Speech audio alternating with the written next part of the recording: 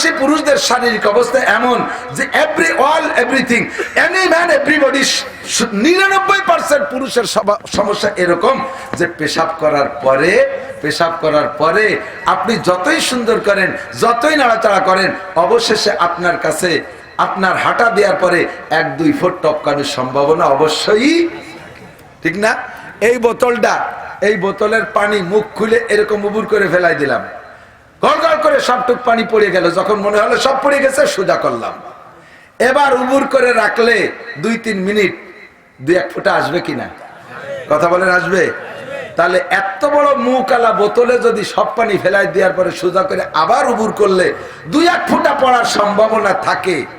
আপনার বোতলের মুখ তো এত বড় না, আর এটা তো পুরো টান কোনো ব্যাকুড়াও নাই, এনে একটু খাটকদ আছে, ওতে থাকতে পারে না। বসার পরে চিকুন পাই মোড়া কোনা কেনা হয়ে যায়, যে কোনো জায়গায় পেশাব আটকে থাকতে পারে। সোজা হয়ে দাঁড় হইলে পাইপটা টান হয়ে যায়, ওইতে মাথা চৌরাস্তায় যায় আটকে চলে আস্তে আস্তে নিচের দিক ধরে। এখন যাই পড়বে কোন জায়গায়? অন্ত বালতি নাই, ব্যাগ পাতা নাই, যাই লাগবে কাপড়ে, লাগবে শরীরে। কথা বলেন? আরে আমি আমার কায়দায় বুঝাই, আমি যেভাবে আমার বাংলা বুঝি। অলসতা করে বহুত বুড়ো এখনো পর্যন্ত টিস্যু ঢিলা ব্যবহার করবে না। মসজিদের এক বদনা পানি নিয়ে ওই জায়গায় যাইয়ে নাড়াচাড়া দিয়ে একটু কাজ করে দিয়ে 2 হাঁটি চলে আসে। কাকা আটা দেওয়ার পরে যে 3 ফুটা পড়ছে, লাগছে তোমার রানে, লাগছে তোমার কাপড়ে, তোমার শরীরও না পাক, কাপড়ও না পাক, তোমার নামাজ পড়া হারাম, সিজদা দেওয়া হারাম। মাহফিল হয় এই কায়দায়, মাহফিল ভারত, বাংলাদেশ, পাকিস্তান এই 3 দেশেই হয়। অন্যান্য দেশে উন্মুক্ত পরিবেশে খোলা মাঠে এভাবে বয়ান বক্তৃতা ওয়াজ মাহফিল হয় না। সৌদি আরব ওয়ালারা এটা বিশ্বাসও করে না যে বাংলাদেশে এরকম হয়, যারা আসে নাই তারা। যে দেশ থেকে আমাদের দেশে ওয়াজ আসছে, মাহফিল আমরা যাদের কাছ থেকে শিখেছি, তারা তো সৌদি আরব ওয়ালারাই। নবী পাকের আগমন সৌদি আরবে, তার থেকে প্রশিক্ষণ প্রাপ্ত বক্তা সাহাবায়ে কেরাম, তাদের ছাত্র তাবেঈন, তাদের ছাত্র তাবে তাবেঈন, তাদের ছাত্র আবু হানিফা, শাফি, আহমদ, মালিক রহিমাহুমুল্লাহ, এভাবে মুহাদ্দিসিন, বুজুর্গানে দিন, সালফে সালিহিন, মুতাকাদ্দিমিন, মুতাআখিরিন, আস্তে আস্তে এ পর্যন্ত সব ওয়াজের গোড়া প্রথম হলো সৌদি আরব। সৌদি আরবেও আমি অনেক মাহফিল করেছি, খোলা মাঠে করার সুযোগ নেই। রেস্ট হাউসের ভিতরে, ঘরের ভিতরে বড় বড় হল রুম আছে, সেখানে মসজিদের ভিতরে মাগরিব বাদ বা জুমার আগে বা পরে আধা ঘন্টা কথা হয়, তাই মানুষ বসে না। আর আপনারা দূর দূর থেকে আরামের বিছানা ফেলে এই মাটির ভিতরে ভিজা জায়গা, ঠান্ডা জায়গা বসে আছেন। আমার বিশ্বাস সৌদি আরব ওয়ালারা সেই কার্পেট 1.5 ইঞ্চি 2 ইঞ্চি মোটা নরম মখমল গালিচা কার্পেটের উপরে বসে, এসির মধ্যে বসে ওয়াজ শুনে যে সওয়াব পায়, আল্লাহ পাক এই দুগলা ঘাসের ভিতরে আপনাদেরকে তার চেয়ে 100 গুণ বেশি সওয়াব দেবে। বড় ভালো লাগতেছে, আলহামদুলিল্লাহ। মাহফিল হলো আমাদের জন্য বাৎসরিক একটা চার্জ। ব্যাটারি চার্জ দিয়ে ফিরে কিছুদিন ব্যবহার করলে চার্জ ফুরিয়ে যায়, আবার চার্জ দিতে হয়। মোবাইলের ব্যাটারিতে চার্জ দেওয়া লাগে, সব ব্যাটারিতে চার্জ দেওয়া লাগে। তাহলে ইমানের ব্যাটারিতেও চার্জ দেওয়া লাগে না? ইমানের ব্যাটারি কোন জায়গা? আল্লাহ নবী বলেন, আলা ইন্না ফিল জাসাদি লামুদগা ইযা সালুহাত সালুহাল জাসাদু কুল্লুহু ওয়া ইযা ফাসাদাত ফাসাদাল জাসাদু কুল্লুহু আলা ওয়া হিয়াল কলব। মানুষের বাম স্তনের 2 আঙ্গুল নিচে, এই বাম সিনার বাম পাশে, যেখানে যাকে বলা হয় হার্ট, স্তনের 2 আঙ্গুল নিচে এটার সেটিং। দেখতে ছোট্ট কলার মোচার মতো। কলা গাছের মোচার উপরের থেকে খোলাগুলো ধীরে ধীরে পড়তে পড়তে লাস্টে যাইয়া একেবারে থড় কত দূর বেরোইয়া শেষে ছোট্ট একটা মাথা থাকে না? মানুষের কলব, হৃৎপিণ্ড, হার্টের অবস্থা বাহ্যিক রূপ ওরকম। ওইটা যদি ভালো থাকে তাহলে সব ভালো, আর ওইটা যদি খারাপ হয়ে যায় তাহলে সব খারাপ। আর কলব হলো শয়তানের স্টেজ, শয়তানের সংসদ ভবন কলব। যদি ওই কলবের ভিতরে আল্লাহ পাক রব্বুল আলামিনের সংসদ, আল্লাহ পাকের চেয়ার সেট করা যায়, তাহলে শয়তানের স্থান পায় না। যদি কলবের ভিতরে আল্লাহর জিকির না থাকে, তাহলে ওই শূন্য জায়গা পূর্ণ করে কে? মিস্টার ইবলিস। একটু কন, কেডা? একটু মিস্টার দিয়ে কন না, নাকি হযরত মাওলানা ইবলিস, পীরে কামেল ইবলিস, আল্লামা ইবলিস কোয়া যায়। ও বহুত বড় শিক্ষিত পণ্ডিত, 104 খানা আসমানি কিতাবের হাফেজ আলেম ইবলিস। আমি তো শুধু কোরআনের আলেম। আর আদম আলাইহিস সালাম থেকে নিয়ে কোরআন পর্যন্ত যত কিতাব আছে, সব কিতাবের আলেম ছিল ইবলিস। যেখানে আল্লাহ পাকের জায়গা তোমরা দিবা না, সেখানে শয়তান জায়গা করে নেবে। এবার কলব যদি নষ্ট হইয়া যায়, চক্ষু নষ্ট হইয়া যায়, কলব যদি খারাপ হইয়া যায়, জিহ্বা খারাপ হইয়া যায়, কলব যদি খারাপ হইয়া যায়, ঠোঁটও খারাপ হইয়া যায়, কলব যদি খারাপ হইয়া যায়, তোমার হাতও খারাপ হইয়া যায়, কলব যদি খারাপ হইয়া যায়, তোমার পাও খারাপ হইয়া যায়। পা খারাপ জায়গা যাইতে চায়, হাতে অন্যায় করতে চায়, চোখে খারাপ কিছু দেখতে চায়, জিহ্বা ঠোঁটে খারাপ কিছু ভক্ষণ করতে চায়, খারাপ জায়গা ব্যবহৃত হতে চায়। আলা ইন্না ফিল জাসাদি লামুদগা ইযা সালুহাত সালুহাল জাসাদু কুল্লুহু। যখন ওই অঙ্গটা ঠিক হইয়া যায়, শরীরের সমস্ত অঙ্গ প্রত্যঙ্গ সঠিক হইয়া যায়। ওয়া ইযা ফাসাদাত ফাসাদাল জাসাদু কুল্লুহু। আর কলবটা যদি নষ্ট হইয়া যায়, ওই গোশতের টুকরা যদি খারাপ হইয়া যায়, শরীরের সমস্ত অঙ্গ প্রত্যঙ্গ নষ্ট হইয়া যায়। আলা ওয়াহিয়াল কলব। আল্লাহর নবী বলেন, হে যুবক তুমি শুনে নাও, ওটার নামই হলো কলব। এবার ওই কলবকে চার্জ দেওয়া লাগে। কলব হলো ইমানের চারা লাগানোর এক টুকরা মাটি। আল্লাহ পাক বলেন, কালিমাতুন তাইয়্যিবাতুন কাশাজারাতিন তাইয়্যিবাতিন আসলুহা সাবিতুন ওয়া ফারউহা ফিস সামা। আমার আপনার ভিতরে ইমানের একটা চারা লাগাই। একটু সকলে পড়ব, লা ইলাহা ইল্লাল্লাহ মুহাম্মাদুর রাসূলুল্লাহ। এই কলেমা, এর নাম হলো কলেমায়ে তৈয়্যিবা। কি কলেমা? নষ্ট করেন না, কলেমায়ে তৈয়্যিবা। লা ইলাহা ইল্লাল্লাহু মুহাম্মাদুর রাসূলুল্লাহ। শুদ্ধ করে পড়বেন, শুদ্ধ করে পড়া ফরজ।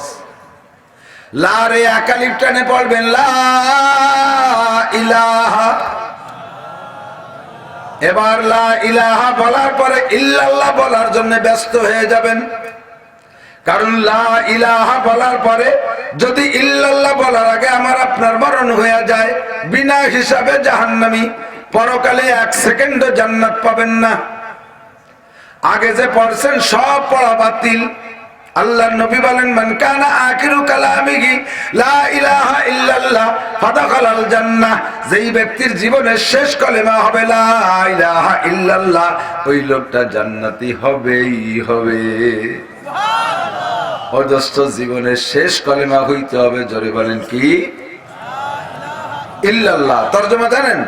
লা ইলাহা মানে কোন ইলাহ নাই, কোন মাবুদ নাই, কোন আল্লাহ নাই, কোন রব নাই, সৃষ্টিকর্তা কেউ নাই, পালনকর্তা কেউ নাই, লালনকর্তা কেউ নাই, রিজিক দাতা কেউ নাই, ইবাদত পাওয়ার যোগ্য কেউ নাই। কেউ নাই বলতে আল্লাহ নাই। এটুকুর তরজমাতে এটুক। লা ইলাহার মানে আল্লাহ নাই। যখন বলবেন ইল্লাল্লাহ, তখন 33 কোটি বাদ যাবে, 360 মূর্তি কাবার মধ্যে লাথি খাবে, দেখবে শুধু আল্লাহ। জোরে বলেন কে? ইল্লাল্লাহ মানে কেউ নাই, শুধু কে আছে? আল্লাহ আছে। কাজেই লা ইলাহা পর্যন্ত আপনার ঈমান হয় নাই। যখন ইল্লাল্লাহ বলবেন, তখন সব বাদ যাইয়ে টেকবে আপনার মধ্যে আল্লাহ। কাজেই লা ইলাহা বলার পরে ইল্লাল্লাহ বলার জন্য ব্যস্ত হইয়া যাইবেন। যদি লা ইলাহা বলার পরে ইল্লাল্লাহ বলা ছাড়া আপনি মরণ হইয়া যায়, আপনি বিনা হিসাবে জাহান্নামী। কারণ আপনি আল্লাহকে অস্বীকার করেছেন ওইটুকির মধ্যে। আমরা বক্তারা অনেক সময় জিকির করাতে যাইয়া বাংঠা জিকির করি, দুরূদ শরীফ পড়াতে যাইয়া জৌটই দিয়ে চা খাই।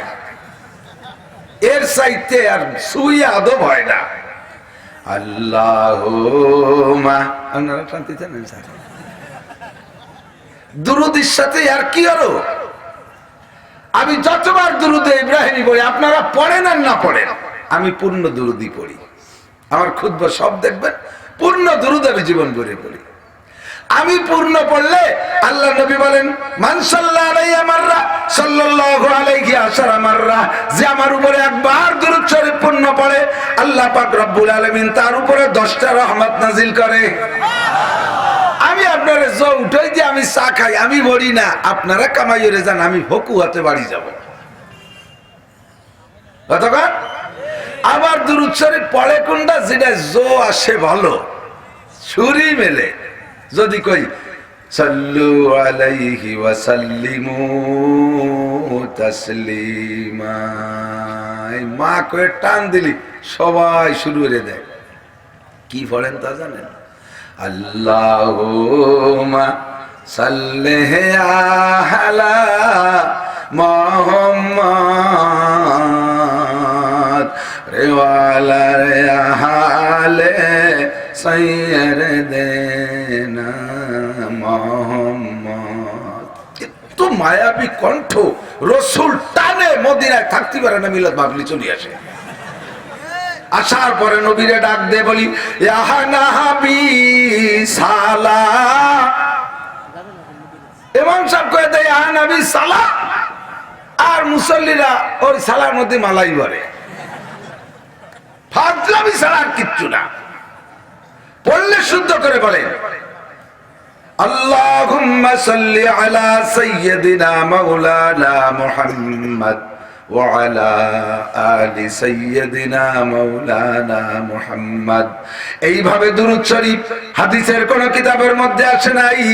যত দুরূদ আসছে তার মধ্যে শ্রেষ্ঠ দুরূদ হলো দুরূদে ইব্রাহিমী। কোন দুরূদ? দুরূদে ইব্রাহিমী। আমি ওয়াজের মধ্যে মস্ক করাই দেই, খুতবার মধ্যে পড়ি, শুনতে শুনতে হাজার হাজার মুসলমান যারা জীবনে নামাজের মধ্যে দুরূদে ইব্রাহিমী পড়তো না, আল্লাহর রহমতে আমার ওয়াজের খুতবা শুনতে শুনতে মুখস্থ করে ফেলাইছে, এখন নামাজের মধ্যে পড়তে পারে। বন্ধুরে, নামাজের মধ্যে দুরূদে ইব্রাহিমী পড়া সুন্নাত। আমি বক্তা শুরু করে দিয়ে চা খাবো, আপনারা দুরূদ পড়বেন, এইটা দুরূদের সাথে তামাশা করা। আমি জিকিরের অর্ধেক কই আর অর্ধেক আপনারা কবেন, এটাও জিকিরের সাথে বিয়াদবি করা। বরঞ্চ আমি যদি ওই অর্ধেক কয়ে মারা যাই, বাকিটুক কইতে না পারি, তাহলে আমার পাছার চামড়া থাকবে না, খবর আছে। বক্তা কয় লা ইলাহা, শ্রোতারা কয় ইল্লাল্লাহ, লা ইলাহা। আমরা কয়ে দেই লা ইলাহা, ফাঁকে চা খাই, ওই ফাঁকে আপনারা ইল্লাল্লাহ কয়। আমার যদি চা গলায় বেজে মরি ইল্লাল্লাহ করার আগে, তাহলে চার সাথে আগুন মিশাই দেওয়া হবে। তাড়াতাড়ি ইল্লাল্লাহ বলার জন্য ব্যস্ত হবে। দুটো মিলে তর্জমা হয় কি জানেন? বক্তা কয় কোনো আল্লাহ নাই, শ্রোতার কয় বলেন কি আল্লাহ আছে তো। তো বক্তা শ্রোতার মধ্যে একটা জ্ঞান যাও। একবার বলে লা ইলাহা ইল্লাল্লাহু মুহাম্মাদুর রাসূলুল্লাহ পড়ছেন, আল্লাহর কসম আপনার আমলনামায় ৪৫০০ নেকি লেখা হয়ে গেছে।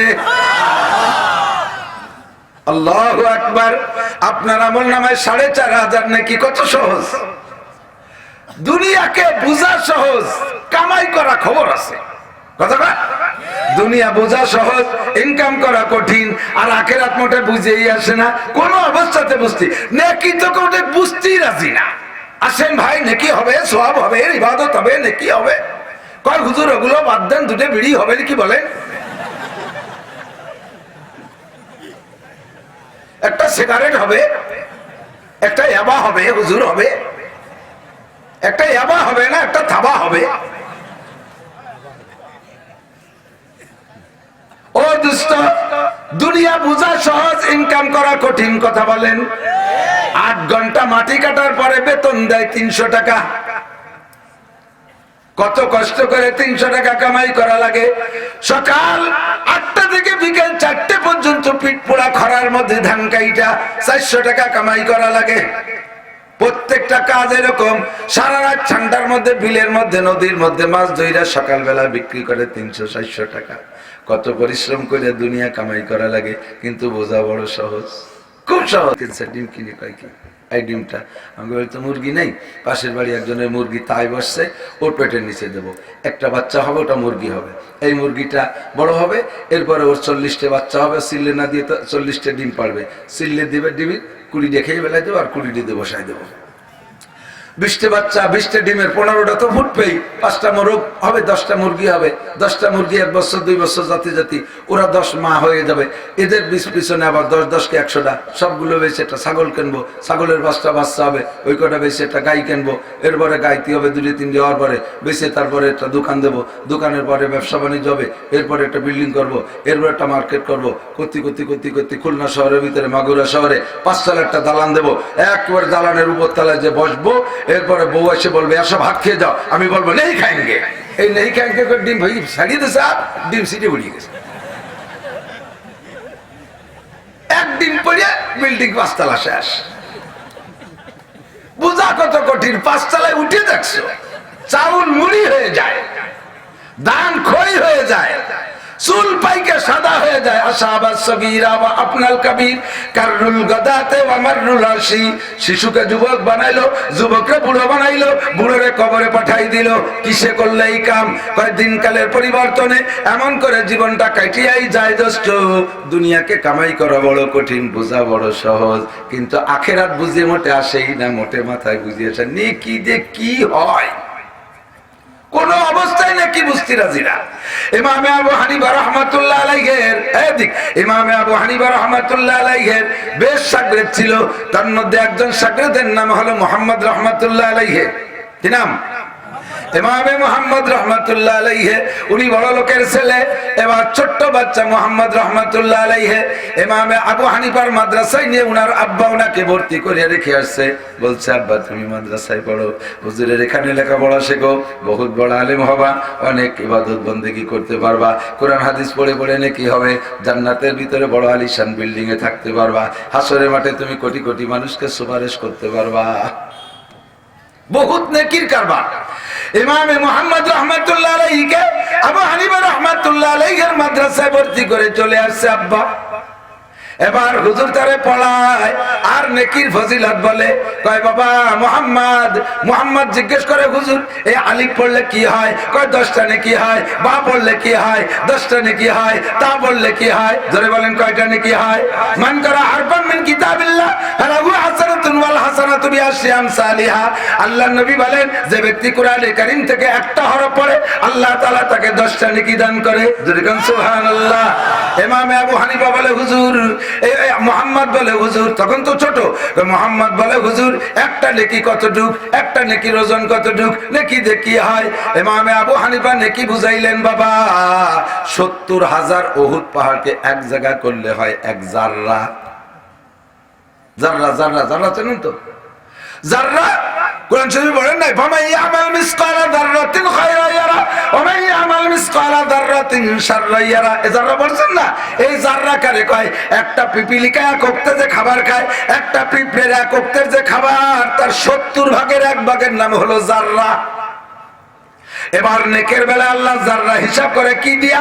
কয় 70,000 উহুদ পাহাড় সমান সমান 1 জাররা। 7.5 কিলোমিটার লম্বা, 1.5 কিলোমিটার চওড়া, পরিমাণ মতো উঁচু।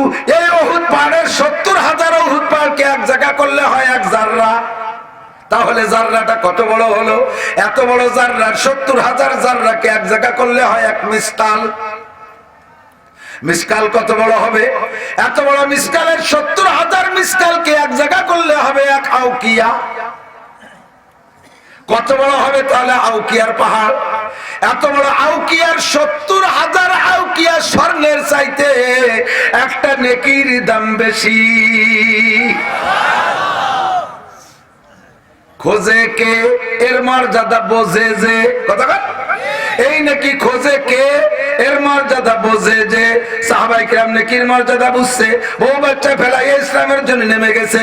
সাহাবায়ে কিরাম নেকির মর্যাদা বুঝেছে, মক্কার জমিনে ঘরবাড়ি সব ফেলাইয়া মদিনা মদিনায় নবীর পাশে পিছনে পিছনে পাগল হয়ে ছুটে চলে গেছে। আনসারীরা নেকির মর্যাদা বুঝেছে, ঘর বাড়ি ভাগ করে মুহাজিরদের দিয়ে দিয়েছে। আনসারীরা নেকির মর্যাদা বুঝেছে, নিজেদের সম্পত্তির বন্টন কইরা মুহাজির ভাইদেরকে দিয়ে দিয়েছে। আনসারীরা নেকির মর্যাদা বুঝেছে, দুইটা স্ত্রী থাকলে একটা তালাক দিয়ে মুহাজির ভাইয়ের সাথে বিয়ে করায় দিয়েছে। সাহাবায়ে কিরাম নেকির মর্যাদা বুঝেছে, গলা কাটায় দিয়েছে ইসলামের জন্য। নববিবাহিতা স্ত্রীকে বিধবা কইরা হামজালা চইরা গেছে, শহীদ হয়ে গেছে। নিজের সন্তানদেরকে এতিম করছে, স্ত্রীকে বিধবা করছে, মায়ের কোল খালি করছে। নেকির মর্যাদা বুঝতে তাই পাগলামি করেছে। কথা বলুন ঠিক কি ঠিক না?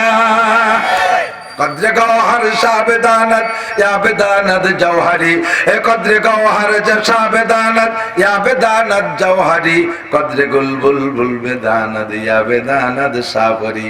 কত বড় হলো নেকি, চিন্তা করতে পারছেন? এ মনে আছে হিসাব? উলামায়ে কিরাম মনে রাখবেন, বলবেন জীবন ভরে। ইমামে মুহাম্মদ রাহমাতুল্লাহ আলাইহি বলেন, তাসাহাল্লা বিল ফাযাইল ওয়া তাহাক্কাকনা বিল মাসাইল।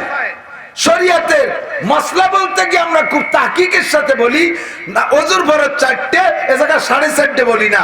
ওযুর সুন্নাত 10টা, এ জায়গায় 11টা বলি না। নামাজের ফরজ 13টা, এ জায়গায় 13.5টা বলার অধিকার নাই। নামাজের ওয়াজিব 14টা, এ জায়গায় 14.5টা, 14.5টা বলার কায়দা নাই। কিন্তু ফাযাইল বলতে গিয়ে একটু বাড়ানো ছাড়ানোর ভিতরে কোনো অন্যায় নাই। উম্মতকে তারগিব আর উৎসাহ দেওয়ার জন্য এভাবে বলা যায়। তখন নেকির যে হিসাব বলছি এটা আবার ওভাবে না, এটা জেনুইন হিসাব বলেছি, মনে রাখবেন, উম্মতকে বুঝাইবেন। তাহলে একটা নেকি কত বড় হলো? প্রায় 5 কেজি স্বর্ণের সমান। কিছু লেগেছে 70,000 উহুদ পাহাড় সমান 1 জাররা, 70,000 জাররা সমান 1 মিসকাল, 70,000 মিসকাল সমান 1 আউকিয়া। আর 70,000 আউকিয়া স্বর্ণের পাহাড় যতটুক ছোট, একটা নেকি তার চেয়ে বড়। বলেন না সুবহানাল্লাহ? এইরকম নেকির 10 নেকি পাওয়া যায়। আলিফ লাম মিম, প্রত্যেক একটা হরফে আপনাকে এরকম নেকির 10টা করে নেকি দেয়া হয়। তাহলে বলেন, এই নেকি দেখি দুনিয়ার কিছু কেনার মতো মাল আছে? একটা নেকি দিয়ে কেনার মতো কিছু আছে? শায়েস্তা খানের আমলে 1 টাকায় 16 মণ চাউল পাওয়া যেত। টাকাটা কি আমাদের বাংলাদেশিটা দুদু? টাকাটা স্বর্ণের টাকা, টাকাটা স্বর্ণের টাকা। টাকার দামও বাড়ে নাই, টাকার দামও কমে নাই, চাউলের দামও বাড়ে নাই। সেই সময় 1 ভরি স্বর্ণ ছিল 1 টাকা, বেচলি হতো 16 মণ চাউল। আমার তো মনে হয় চাউলের দাম আরো কমে গেছে। এখন সেই 1 ভরি স্বর্ণের 1 টাকা বিক্রি করলে চাউল হবে কত? 25 মণ হবে, আরো বেশি হবে। 50টা চাল 1.5 টন চাউল হবে 35 মণ।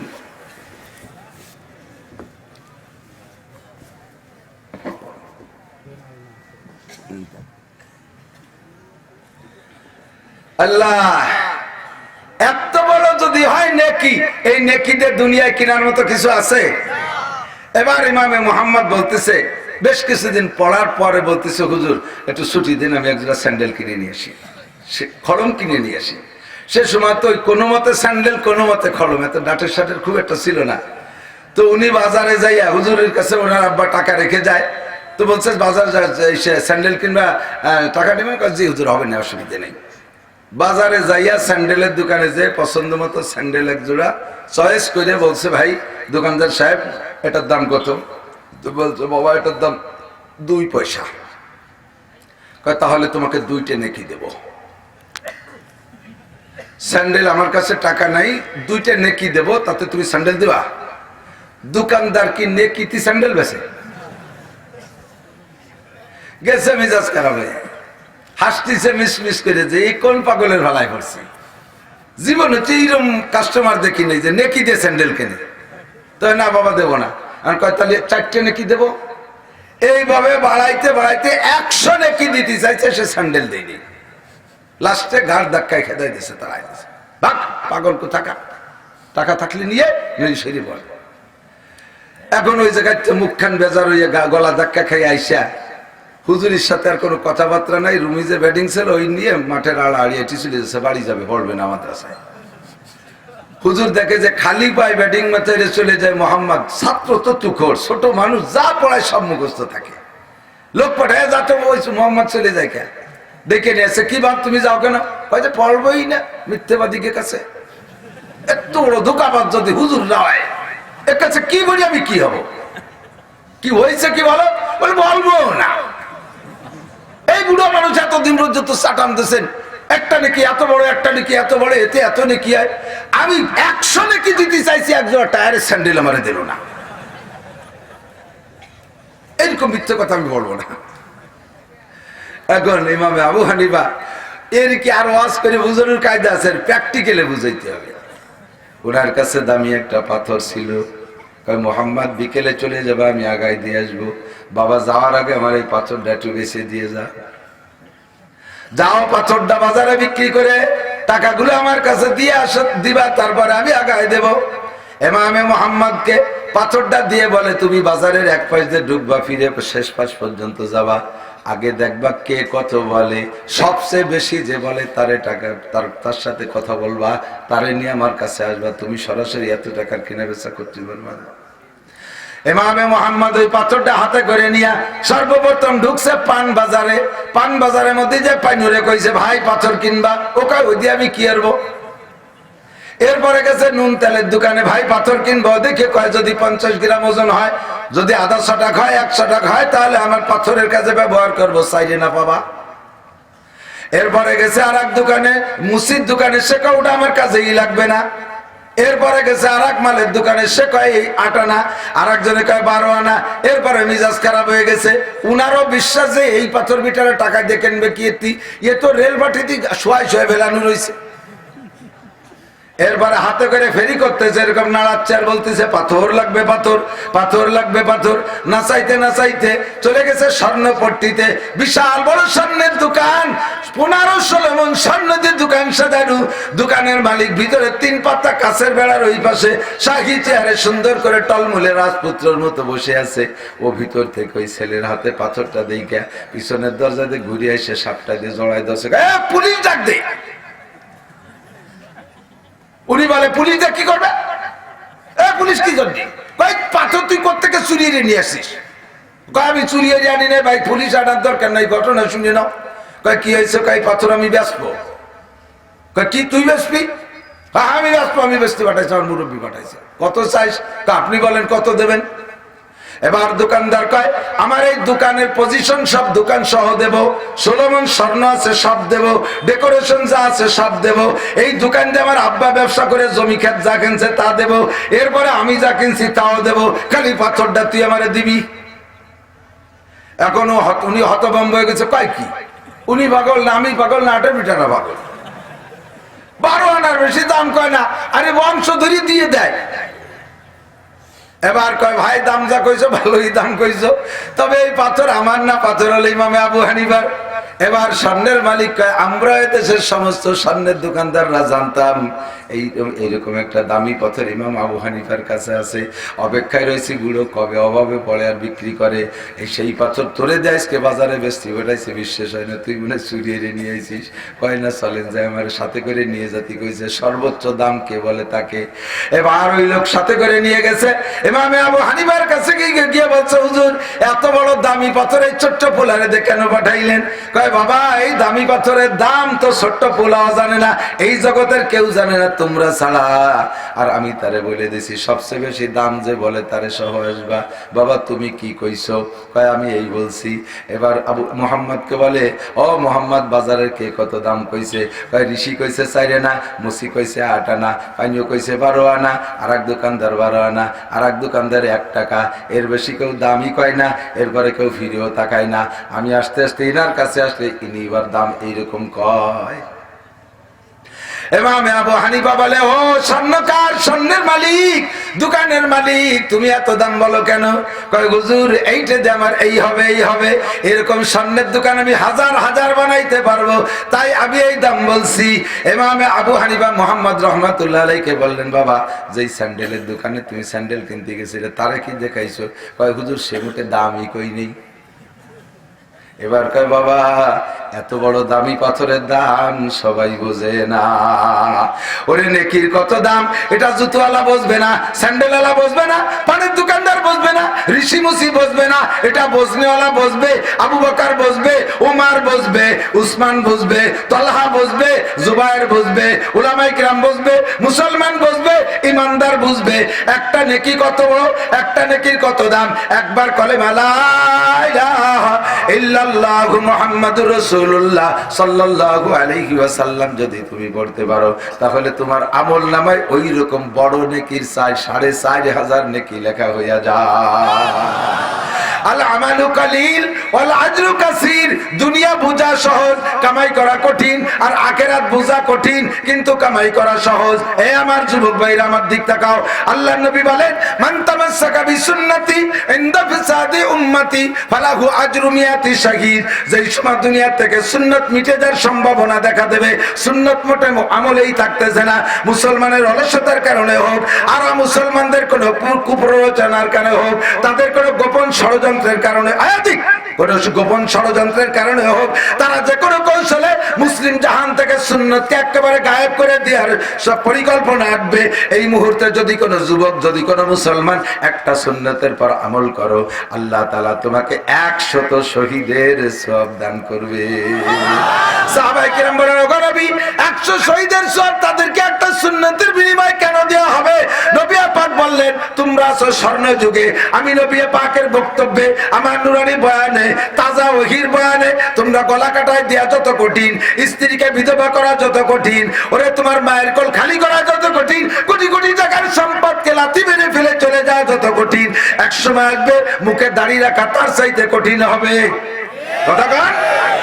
দাড়ি রাখলে সেমড়িরা মাইয়েরা লাইক করে না। স্বামীতে স্ত্রীতে স্বামীরে কয় তুমি দাড়ি রাখছো, তোমার আমার বড় কাকার মতো দেখা যাচ্ছে। স্বামীতে দাড়ি রাখলে বড় কাকার মতো দেখা যায়। কি জ্বালা! 25 বছরের ছেলে বিশ্ববিদ্যালয় পড়ে, সে তবলিগের সুয়াইসরমুনের হুজুরের কান্নাকাটির বয়ানে দাড়ি রেখে বাড়ি আইছে। আব্বায় দাড়ি রাখি নাই, আব্বা মা দুইজনই কয় তোর কি দাড়ি রাখ বয়স হয়েছে? মা কয় যে তোর আব্বার আজ দাড়ি রাখ বয়স হলো না, সে এখনো সাবালে গেল না, তুই কাগা হয়ে গেলি। মাতে ছেলেরা ধিক্কার দেয়, ছেলেতে আব্বারে ধিক্কার দেয়, বৌতি স্বামীরে ধিক্কার দেয়, অফিসার জুনিয়রদেরকে ধিক্কার দেয়। দাড়ি অবস্থায় চাকরিতে ঢুকাই যায় না, চাকরিতে ঢুকার পরে দাড়ি রাখতে অ্যাপ্লিকেশন করা লাগে। যেই বাংলাদেশে দাড়ি রাখতে আবেদন করা লাগে, হয় মঞ্জুর হয় না, নাও হয়, অথচ মোষ রাখলি ভাতা পাওয়া যায়। সুবহানাল্লাহ, মোষে ভাতা, সুবহানাল্লাহ। কর্নেল উসমানীর মোষে যে ভাতা পাইতো মাঝারি ধরনের 3টে ফ্যামিলি খালি ওই দিয়ে ভেজে যেতে পারতো খাইয়া। ক্যালসা মোষের মোষ, ওর একটা মোষ মনে 1.5 ভরি সোনাতি বানানো। এখন কবরে গেছে, ফেরেশতারা মোষের সাথে তেল মাহাসানা সারাটি দিয়ে উঠেছে তো দেখতে পাচ্ছি না। আল্লাহ নবী বলেন কসু শার বাবা ফুল্লোহা, মস্তে ছোট করো দাড়িরে বড় করো। আল্লাহ নবী বলেন কসু শার বাবা ফুল্লোহা। ও মুসলমান, এ জামানায় দাড়ি রাখা বড় কঠিন। কথা বলেন ঠিক কি ঠিক না? আমার সেদিনকে আমার এক বন্ধু মহাব্বতের আর্মির চাকরি ছেড়ে দিয়ে চলে আসছে শুধু দাড়ি রাখার কারণে। দাড়ি রাখছে, দাড়ি রাখার জন্য ছোট্ট করে নিয়ত করে ফেলাইছে, 2-3 বার কাটার দরকার, তা কাটে নাই, একটু আগাবে রয়েছে। এত ইতিমধ্যে তার মাস শেষ হয়েছে, এখন চেকে সই করাইতে হবে, তার উপরে অফিসাররে দিয়ে, উনি সই না করলে চেকে টাকা হবে না। অফিসারের কাছে যখন চেকটা নিয়ে প্রেস করছে টেবিলের উপরে, ভাই আপনি দাড়ি কাটিয়ে আসেন, নইলে আপনি চেকে সই পাবেন না। বেতনের জন্য দাড়ি কাটলাম আর কাটতে থাকলাম, মনে হয় যেন দাড়ির থেকে, প্রত্যেক দাড়ির থেকে রক্ত বের হচ্ছে। আমার কলিজায় পোষ লাগতেছে, এতদিন দাড়ি কাটছি, আজকের দাড়িতে পোষ দিতে আমার মনে হয় যেন আমি নবীর গলায় খুর লাগাইতেছি। আমার নিজের কলিজায় পোষ লাগাইতেছি, আমার বড় কষ্ট হইতেছে। দাড়ি কাটলাম, বেতন তুললাম, তার উপরে অফিসারের কাছে যাইয়া বললাম স্যার আমি চাকরি করব না, আর্মির চাকরি করব না, আমার কার মাত্র 3টে বছর আছে, মোটা অঙ্কের পেনশন পাবেন, একটু ধৈর্য ধরেন। 3 বছর আমি বাঁচবই, গ্যারান্টি কার্ড ওয়ারেন্টি কার্ডটা আগে আপনি দেন, তারপরে আমি থাকবো। 3 বছর থাকবো বাইচা, এরপরে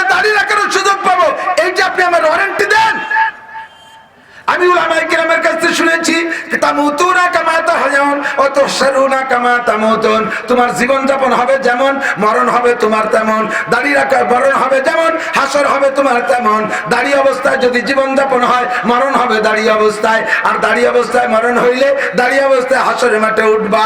আর দাড়ি কাটা অবস্থায় জীবন যাপন, ওই অবস্থায় তোমার মরণ হবে। আর হাসর মাঠে উঠবা তুমি দাড়ি কাটা অবস্থায়। কোন নবী রাসূল দাড়ি কাটে নাই, সাহাবায়ে কেরাম দাড়ি কাটে নাই, তাবেঈনরা দাড়ি কাটে নাই। আব্দুল কাদের জিলানী, মঈনুদ্দিন চিশতি, নিজামউদ্দিন আউলিয়া, কুতুবউদ্দিন বখতিয়ার কাকি কেউ দাড়ি কাটেও নাই, ছাটেও নাই। ও দোস্ত আবু হানিফা, শাফি, আহমদ, মালিক, বুখারী, মুসলিম, তিরমিজি ওয়ালা কোন বুজুর্গানের দিন কেউ দাড়ি কাটেও নাই, ছাটেও নাই। আর আপনি দাড়ি কাটছেন, দাড়ি কাটে কারা? ইহুদিরা দাড়ি কাটে, নাসারারা দাড়ি কাটে, অমুসলমানরা দাড়ি কাটে। মান তাশাব্বা বিকওমিন ফাহুয়া মিনহুম, যার সাথে যার মিল হবে তার সাথে তার হাসর হবে। দাড়ি কাটা না, দাড়ি ছাটা। চার মাযহাবের চার ইমামের একমত, দাড়ি এক মুঠের আগে, এক মুঠ পরিমাণ লম্বা হওয়ার আগে যদি কোনো আলেম দাড়ি সাইটে ফেলে, ওই আলেমের পিছনে নামাজ পড়া মাকরুহে তাহরিমি। দাড়ি রাখো পিঁয়াজের দাড়ির মতো, বগল যারটুক দাঁড়িয়ে সারটুক, এ দেখলি নুস্স নুস্স মনে হয়। সুন্নতি দাড়ির চেহারাই আলাদা। খাইজুনি দাড়ি রাখছো। আর প্রত্যেকটা ইবাদত করার মধ্যে মজাও লাগে, আর ইবাদতে কষ্ট কম। গুনাহ করতে কিছু কিছু কিছু গুনাহ আছে, করতে মজা লাগে, কিন্তু সাজাও পিছনে আছে। তবে রিস্ক প্রত্যেকটা গুনার ভিতরে। স্ত্রী নিয়ে রাত কাটাবা, নেকিও হবে, মজাও হবে। আর জিনা করার জন্য রাত কাটাবা কোনো মহিলাকে নিয়ে, কি পরিমাণ ঝুঁকি। এদিক ওদিক খালি সরের মতো উকি ঝুঁকি মাতিয়া কতক্ষণ। স্ত্রী ব্যবহার করতে কোনো ঝামেলা নাই, আর জিনা করতে কত টেনশন। আর স্ত্রী সব যদি কারণ বশতকে চোখে পড়িয়েও যায়, তাতে তোমার জুতোর বাড়ি হবে না। আর আকাম করে ধরা পড়লে আল্লাহ বাসালে চেয়ারম্যানের কাউন্সিলে 40 জুতোতে ফাঁসা চানা শুনি ফেলাই দেবে, ঠিক না? দাড়ি রাখতে কি সুন্দর, কাটি নেই তাই রাখা হয়ে গেছে। এই তো, এই না, না কাটলেই তো রাখা হয়ে যায়। এতে কি কোনো ওজন আর কষ্ট আছে? কি মজা। এতে চাপ দেন, দেন পম পম বাপ স্প্রিং করে। এ যার সাথে লাগাবেন, হাতে লাগাবেন, মুই লাগাবেন, সবারই ভালো লাগবে। তুলো তুলো বাপ। আর কাটার পরে একদিন পরে আগা একটু জন বাইরে হয়, এই মুখ কের জায়গা কোন জায়গা যদি ঘষা দেন, জামাইতে ডলার মতো উঠিয়ে যাবে, সিরিজ কাগজ দিয়ে ঘষার মতো। নিজেরা কোনো জায়গা যদি ডলা লাগবে, দেখবেন যে চামড়া উঠে গেছে। ও দোস্ত, দাড়ি কাটতেও কষ্ট, আর কাটার ভিতরে গুনাহ তো আছেই আছে। ফাঁকে দাড়ি কাটার ভিতরে সবসময় অশান্তি। আর কাটতে যদি সেলুনি যান, আপনি যদি শেষরাবাটি হন, তাহলে সেলুনির নাভি তো কৌশলী আছে। দাড়ি কাটতেছে, খরাত খরাত খরাত খরাত শব্দ হচ্ছে, আর যে পর্যায়ে সেদিন লাল হয়ে যায়। কি রিসিম রাখান, ভালো বেলের দা 5টা এসে আর ভালো বেলেন। তুমি টাকা দেওয়া মানুষ নাকি চিনি না। এবারে যে কি কি হচ্ছে, 3 জনের দাড়ি ছাড়ছে, 2 জনের বগল কাটছে, তুমি 6 নম্বরে। চাষা ঠেলায় মুখ ডুরা উঠে গেছে। গুনাহ করতে রিস্ক, গুনাহ করার মধ্যে, গুনার মধ্যে অশান্তি আছে, ইবাদত করার মধ্যে নেকি। কথা বলেন, এই জামানায় যদি কোনো কেউ, এই জামানায় যদি কেউ এখন দাড়ি কাটনেওয়ালারা আল্লাহর রাস্তায় তওবা কইরা যদি দাড়ি রাখার সিদ্ধান্ত নেন, আল্লাহর নবী বলেন, বিগত যে আল্লাহ পাক নিজেই বলেন, ফাউলাইকা ইউবাদদিলুল্লাহু সাইয়্যাতিহিম হাসানাত ওয়া কানাল্লাহু গফুরুর রহিমা। তোমার বিগত যতবার দাড়ি কাটছো, অত দাড়ি কাটার গুনাহ সব নেকিতে পরিণত হইয়া যাবে। আজকে দাড়ি রাখার নিয়ত করবা, 100 শহীদের সওয়াব পাবা। দাড়ি রাখলে আল্লাহ পাক তোমার চেহারার মধ্যে নূর দেবে। আর দাড়ি হলো ঈমানের ঢাল। এই সুন্নাত, প্রত্যেকটা সুন্নতি হলো ঈমানের ঢাল। সুন্নাত যত বেশি ব্যবহার করবেন, ঈমানের তত পাহারাদারি বেশি হবে। এদিক দেখেন, সুন্নাত যত, এই খালি মাথায় যে গুনাহ করা যায়, টুপি পরে কি সেই কাম করা যায়? হ্যাঁ, দাড়ি কাটা অবস্থায় যা মুখ দিয়ে বলা যায়, দাড়ি রাখা অবস্থায় তা বলা যায় না। গায়ে জামা জুব্বো পরা যদি সুন্নতি পোশাক থাকে, তাহলে তো কোনো অন্যায় করা যায় যায় না, সুন্নতি পোশাক বিহীন অবস্থায় যা বলা যায় করা যায়, সুন্নতি পোশাক থাকলে তা করা যায় না। মুখে যদি লম্বা দাড়ি থাকে, অকথ্য ভাষায় কথা বলতে গেলে বিবেকে বাধা দেয়, দেয় কি দেয় না? এই বিবেকের নাম হলো ঈমান। মাথায় টুপি পাগড়ি আছে, গায়ে জুব্বা আছে, মুখে লম্বা দাড়ি আছে, কোন যুবতী মেয়ের সাথে দাঁড়ায় দেখায় ফাঁকা জায়গায় গল্প করা যায় না। ও দোস্তরে, প্রত্যেকটা সুন্নাত হলো ঈমানের বেড়া। মানতাশা মানতামাসসাকা বিসুন্নতি ইনদা ফাসাদে উম্মতি ফালাহু আজরু মিয়াতি শাহীদ। সায়েন্স বিজ্ঞান গবেষণা করে বের করেছে, দাড়ি যত বেশি কাটবা চোখের পাওয়ার তত তাড়াতাড়ি কমবে, দাড়ি যত বেশি কাটবা দাড়ি তত তাড়াতাড়ি পাকবে, দাড়ি যত বেশি কাটবা তোমার সেক্স পাওয়ারের উপর আক্রমণ করবে, দাড়ির সাথে অনেক জায়গার সাথে সম্পর্ক, দাড়ি যত বেশি কাটবা তোমার ডায়াবেটিস হবে তত তাড়াতাড়ি, দাড়ি যত বেশি কাটবা চেহারার নূর তত তাড়াতাড়ি কমবে, দাড়ি যত বেশি কাটবা চোখের পাওয়ার তত তাড়াতাড়ি কমবে। আল্লাহর রহমতে দোস্ত, দাড়িওয়ালাদের চোখের পাওয়ারও বেশি। আমাদের মুরব্বী পূর্ব পুরন কিছু মুরব্বী আছে এখনো পর্যন্ত বিনা চশমায় তারা কোরআন শরীফ পড়ে, আছে না? আল্লাহু আকবার। এই জামানায় দোস্ত অল্প আমলে মোটা নেকি কামাই করার ব্যবস্থা। আল্লাহ পাক বলেন, মান কানা ইউরিদু হারসাল আখিরা নাজিদ লাহু ফি হারসিহি। যদি কেউ আখিরাতের ক্ষেত চাষ করে তাহলে অল্প পরিশ্রমে আমি তাকে বেশি ফসল দিয়ে দেই, অল্প চাষেই তারে বেশি ফসল দিয়ে দেই, অল্প মেহনতে তারে বেশি ফসল দিয়ে দেই। ইবাদত করবা কম, নেকি পাবা বেশি, আমল করবা কম, সওয়াব পাবা বেশি, পরিশ্রম করবা কম, পারিশ্রমিক পাবা বেশি, ডিউটি করবা কম, বেতন পাবা বেশি। ও বন্ধু, তুমি মসজিদে যায়া, জামে মসজিদে যায়া ইমামের পিছনে এক ওয়াক্ত নামাজ জামাতের সাথে পড়বা, এক ওয়াক্ত নামাজ জামাতের সাথে পড়বা, আল্লাহ পাক তোমাকে এক ওয়াক্তের বিনিময়ে 527 ওয়াক্ত নামাজের সওয়াব দান করবে।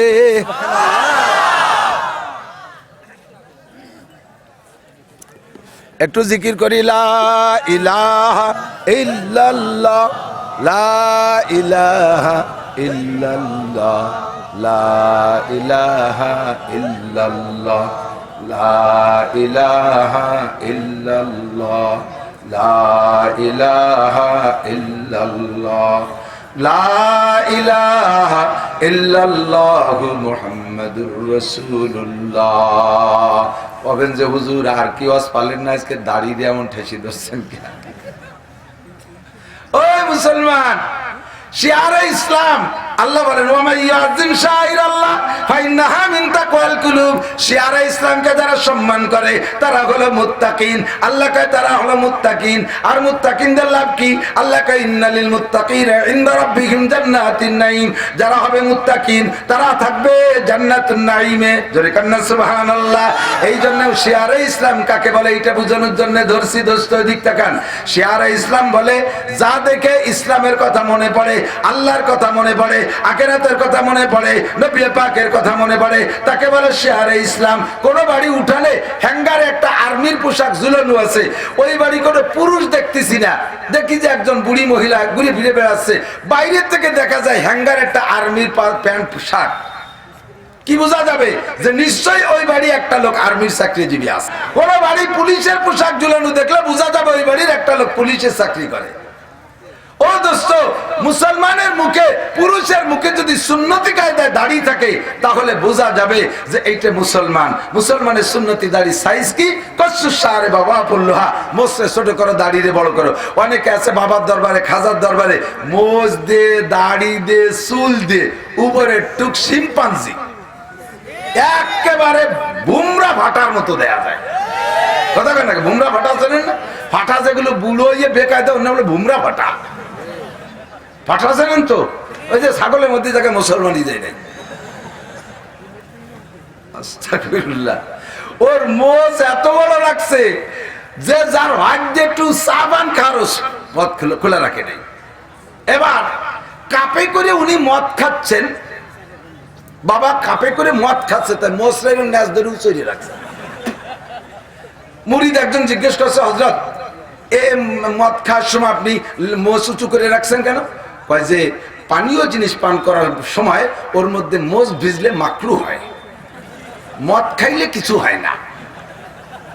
খাচ্ছেন কি তাতে আরাম হয় না, মোজ ভিজলি মাকরু হয়, মইছ তুই কাটি বেলা। এত বড় মোজ যে মোজের ফাঁক দিয়া কিছু ঢোকে না। এই যে ইদানিং কালে কাঁচা পাতার চা বানায় দেয় না গুটিয়ে, অত খাতি একটু দেরি ওরা লাগে, কুড়োবানির মতো, যে গরুর কুড়োবানির মতো। ও নিজে লয়ে নিচে যাবে, এরপরে খাইতে হয়। আমাকে দেরি হয়ে খাওয়া লাগে, আর ওই মহিষ ওরা সাথেই মারিয়ে দিতে পারে, ওকে ছাকলি সামনেই আছে। কথা বল না কেন? হারাম, বড় মোস্তাকা হারাম। আমাদের এলাকায় বড় মোস্তাকা মুসলমান আমি দেখছি, এরা হলো গাজীর গানের বয়াতি। এদিক তো গাজীর গান নাই, গাজীর গান, গাজীর গান, গাজীর গান মান্নত করলে ছেলে হয়। কোন সুবহানাল্লাহ। গাজীর গান মান্নত করলে ছেলে হয়। গাজীর গান মান্নত করে যে সে মুশরিক, গাজীর গান গাওয়ানো হারাম। গাজীর গান যে গাওয়ায় রাতভর তার আমল নামায় হাজার হাজার কবিরা গুনাহ লেখে। গাজীর গান ইসলামের গান না, গাজীর গান ইসলামের গান না। গাজীর গান যদি ইসলামের গান হইতো তাহলে 3 দিন ব্যাপী চরমুনার ময়দানে 1 কোটি মানুষে গাজীর গান গাইতো। কথা বল না কেন? বাংলাদেশের সমস্ত বড় উলামায়ে কিরাম চরমুনার ময়দানে ছিল। বিশ্ব ইজতেমায় গাজীর গান হইতো, মক্কা আরাফাতের ময়দানে গাজীর গান হইতো, হেরেম শরীফে গাজীর গান হইতো, মসজিদে নববীতে গাজীর গান হইতো, গহরডাঙ্গা মাদ্রাসায় গাজীর গান হইতো, হাটাজারি পটিয়া গাজীর গান হইতো। বুঝাতেই পারলাম না দেশের মুসলমানদেরকে, কবে তেমান্তি মানতে এসে গাজী কালুর গান, এগুলো সব শিরকি গুনাহ, কবিরা গুনাহ, এগুলো মান্নত করা হারাম। কথা বলেন? সারা মাথায় জট, মোষ কাটে না, দাড়িতেও জট পড়ে গেছে, আর ওর বগল এত বড় বাবরি। আরে শরীরে এই যে জীবন ভরে দাঁড়িয়ে কি গন্ধ হয় না? মাথায় ছোট বড় চুল আছে, গন্ধ হয় না। শরীরে আরো কত জায়গা লোম আছে, গন্ধ হয় না। কিন্তু নির্দিষ্ট কয়েক জায়গার লোম সময় মতো না কাটলে ময়লাও হয়, গন্ধ হয়। কথা বলেন? ময়লাও হয়, গন্ধ হয়। তার ভিতরে বগল এক জায়গা, আর এক জায়গা তালাশ করে নেনগে। কিন্তু এই মাজার আর বাবার দরবারে যে সমস্ত মৈশরা, ওদের বগল সাফ করে না, 2 বগল সাফ করে নিলে 1 কান রান্না করে 1 সালে ছাউ নিয়ে যাবে। এত বড় পাঠা, একে মধ্যে বলে আবার মারে ভাত হাসিল হয়, একে মধ্যে আবার মারে ভাত হাসিল হয়। জোরেকার নাউজুবিল্লাহ। শয়তান এসে আবার গাড়ে চড়িয়ে কিছু আজীব আজীব কথা বলায়, আর মুসলমান তাই বিশ্বাস করে, বাবা এটা বলেছে, বাবা ওটা বলেছে। বাবা যাহা বলেছে সম্পূর্ণ শয়তানের ধোঁকায় বলেছে, বিশ্বাস করলে তুমি বেঈমান কাফের হয়ে যাবা। কথা বলেন? তোমার ইমানকে খাঁটি করো, অল্প আমলি নাজাতের জন্য যথেষ্ট হইবে। চুল হবে কান বাবরি, সর্বোচ্চ গাল পর্যন্ত হবে, ধুয়ে মুছে পরিষ্কার রাখবা। আর মাথার চুল সম্পূর্ণ হলক করে ফেলা সবচাইতে উত্তম। তাহলে গোসলের সময় অসুবিধা হয় না। কাটলে খুব ছোট ছোট করে কাটবা, সম্পূর্ণ জায়গার চুল একই সাইজ হবে। সাইডে খাটো, উপরে বড়। সাইডে কান্দে চাইতে সাইজে সাইজে একেবারে খাটো করে, উপরে এরকম জাকড়া করে রাখছে। এগুলোর নাম হলো লুচ্চো কাটিং। এর নাম লুচ্চো কাটিং। কিছু আছে সোর কাটিং, কিছু আছে ইটালি কাটিং, কিছু আছে ফ্রান্সিস কাটিং, কিছু আছে নুচ্চো কাটিং। এই লুচ্চো কাটিং এর চুল কাটা অবস্থায় যাইবি হাসরের মাঠে, ফেরেশতারা তো ঝুটিটা দইরা থাপ্পড় শুরু করে দেবে। আসে মাঝে মাঝে আমার কাছে দোয়া দিতে, হুজুর একটু মাথা এই রুকু দেয়, একটু হু দেন। আজ হুড হয়েই তো না, মধ্যে তোর সোন বাগানের মধ্যে হুই তো ডয়ে না, হুতে ভাই সে চলে যায়। মাথার তাইলেও হাঁকাওয়া না হলে ভু দেয়। এই চুল রাখছে তো মায়ের খার গুরু, এদিক সেদিক কোনো জায়গা নাই। খপ করে যদি চুল মাথার মধ্যে ধরে ফেলতে পারে, মাইন না খেয়ে যাবি কোন জায়গা? এটা সুন্নতের খেলাফ। কথা বলেন ঠিক কি ঠিক না? মাথার চুল পরিষ্কার রাখো, সুন্নতি তরিকায় রাখো, মোজগুলোর কাইটা খাটো রাখো, দাড়িগুলোর সুন্নতি বড় রাখো। শরীরের যে সকল লোম কাটা পড়ে সুন্নত বলেছেন নবী, ওই সমস্ত লোমগুলো 40 দিনের উপরে যদি রেখে দেন, তাহলে আপনার ওযু হবে না, গোসল সুন্দর হবে না, আপনার নামাজ হবে না। এই জন্য এক কথায় বলা হয় 40 দিনের উপরে গুপ্তাঙ্গের লোম, এরপরে বগলের লোম, এগুলো পরিষ্কার না করলে আপনার নামাজ হবে না। নখ আপনি সপ্তাহে সপ্তাহে কাটবেন। নখের লম্বা, এই মরা নখ যখন লম্বা হয়ে যায়, ওর গুড়ার সাথে ভিতরের দিকে চাপা পড়ে যায়। স্বাভাবিকভাবে ওযু এবং গোসলের পানি ভিতরের দিকে যায় না, খিলাল করে পৌঁছাইতে হয়। এমন করে খিলাল করে পৌঁছাইতে হয়। জীবনেও কোনোদিন ওযুর সময় খিলাল করেন না, আবার নখ রাখছেন বড়, অলসতা করে আজ কাটি কাল কাটি করে 1 মাস পর্যন্ত লম্বা হয়ে যায়। এত বড় বড় হাতের নখ, বায়ে পায়ের নখ লম্বা হয়ে গেছে। আপনার ওযু হয় না, গোসলও হয় না, আযানও হবে না, নামাজও হবে না। আপনার নামাজ ইবাদত বন্দেগী শেষ। আপনার মতো মানুষ সিজদা দেওয়া দেওয়া হারাম। মহিলারা হাতে পায়ে নখ পালিশ ব্যবহার করা হারাম হারাম হারাম। নখ পালিশের নিচে ওযু গোসলের পানি যায় না।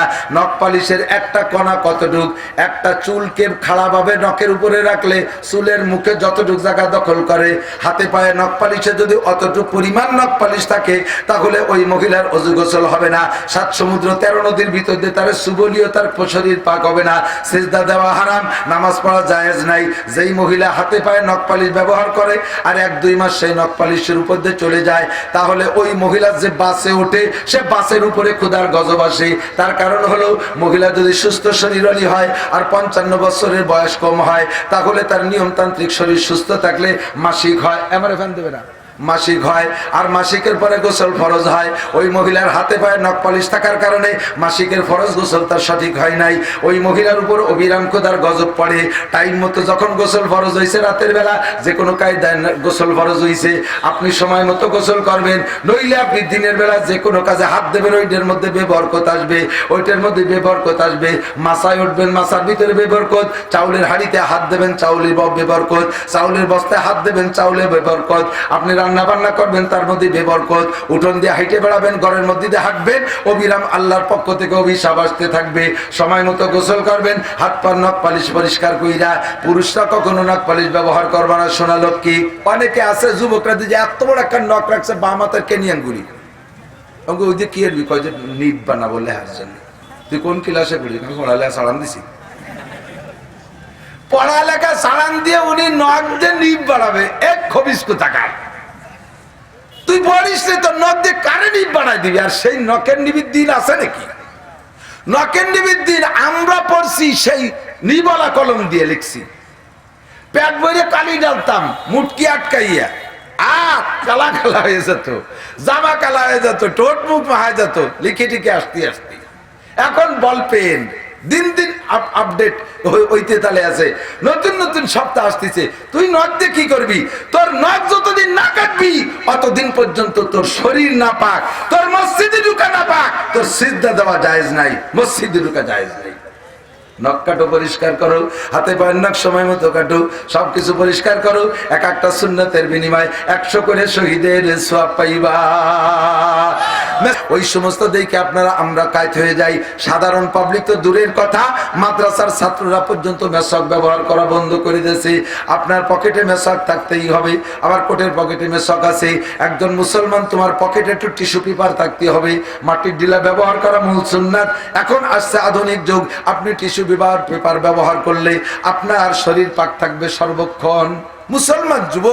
মুসলমান যুবকরা খালি আদা বয়সী চাইল হইছে, চাইলুনু বোঝেন তো, আদা পাকা আদা কাঁচার, আমাকে গোপালগঞ্জে বাসায় চাইলুনু। এই চাইলুনু বুড়ো অর্ধেক দাড়ি পাকিয়ে গেছে, তারও যদি কই ভাই চলেন নামাজ পড়ি আসি, কই হুজুর লুঙ্গি পাক নেই। তাহলে তুমি আসুসা সুসা কি খালি পায়খানা সাফ করা, পেশাবের জায়গা ধোয়ার নাম তো সুসা, শৌচ করা। আমাকে গ্রাম্য বাংলায় সুসা। তুই আসুসা এই বয়সে তুই সুসবি কবে আর মসজিদে যাবি কবে? যুবকরা কয় আয় যুবক মসজিদে, হুজুর দেখেন না, মসজিদে ডাকেন না। কেন কি হয়েছে? আমার প্যান্টের গন্ধে আর সবাই 12টা বাজে। এই প্যান্ট পরছি 7 দিন, দাঁড়ায় দাঁড়ায় পেশাব করি, পুরো ক্লিয়ার হয় না, যেটুক বাকি থাকে আটা দেওয়ার পরে পড়ে। একই জায়গায় 7টা দিন এই পরিমাণ পেশাব পড়লেও জায়গা সুসু মারা গন্ধ হয়ে গেছে আমার একার গন্ধে। তুই মুসলমান 24 ঘন্টা তোর শরীর পাক থাকবে, তোর প্যান্ট পাক থাকবে। বিলাকুলু খুদার কসম, আমি হাদিস বুখারী শরীফের হাদিসের তরজমা বলি, আল্লাহ নবী বলেন দুনিয়ায় যত ঢিলাকুলুক ব্যবহার করবা, এই ঢিলাকুলুককে আল্লাহ তাআলা রূপ পাল্টাইয়া কিয়ামতে নেকির পাল্লায় উঠিয়ে দেবে। হাদিস শুনে হযরত ওমর রাদিয়াল্লাহু তাআলা আনহু গোটা দুনিয়ারে পেশাবে এক কুলুক বানায় ফেলাইছে। সাহাবী একজন ওই পাশেতে দেখে কয় ভাই ওমর কি করলেন? কয় যে হুজুরের কাছে শুনছি যে কিয়ামতে এই কুলুকির ডেলা নেকির পাল্লায় উঠিয়ে দেবে, যেন আমি পুরো দুনিয়ারে একটা কুলুক বানায় ফেলাইছি। এত বড় দুনিয়া উঠিয়ে দিলে তো ওজন বেড়ে যাবে। আল্লাহু আকবার। তুমি ঢিলা ব্যবহার করো, পেশাবে পুরুষে ঢিলা ব্যবহার করিতেই হইবে। এদিক আমাদের কাছে আসছে ইদানিং আমার নিউ ভাইরা, এই বাংলার জমিনে যখন উলামায়ে হাক্কানি ইসলাম আনে তখন তাদের কোনো খবর ছিল না।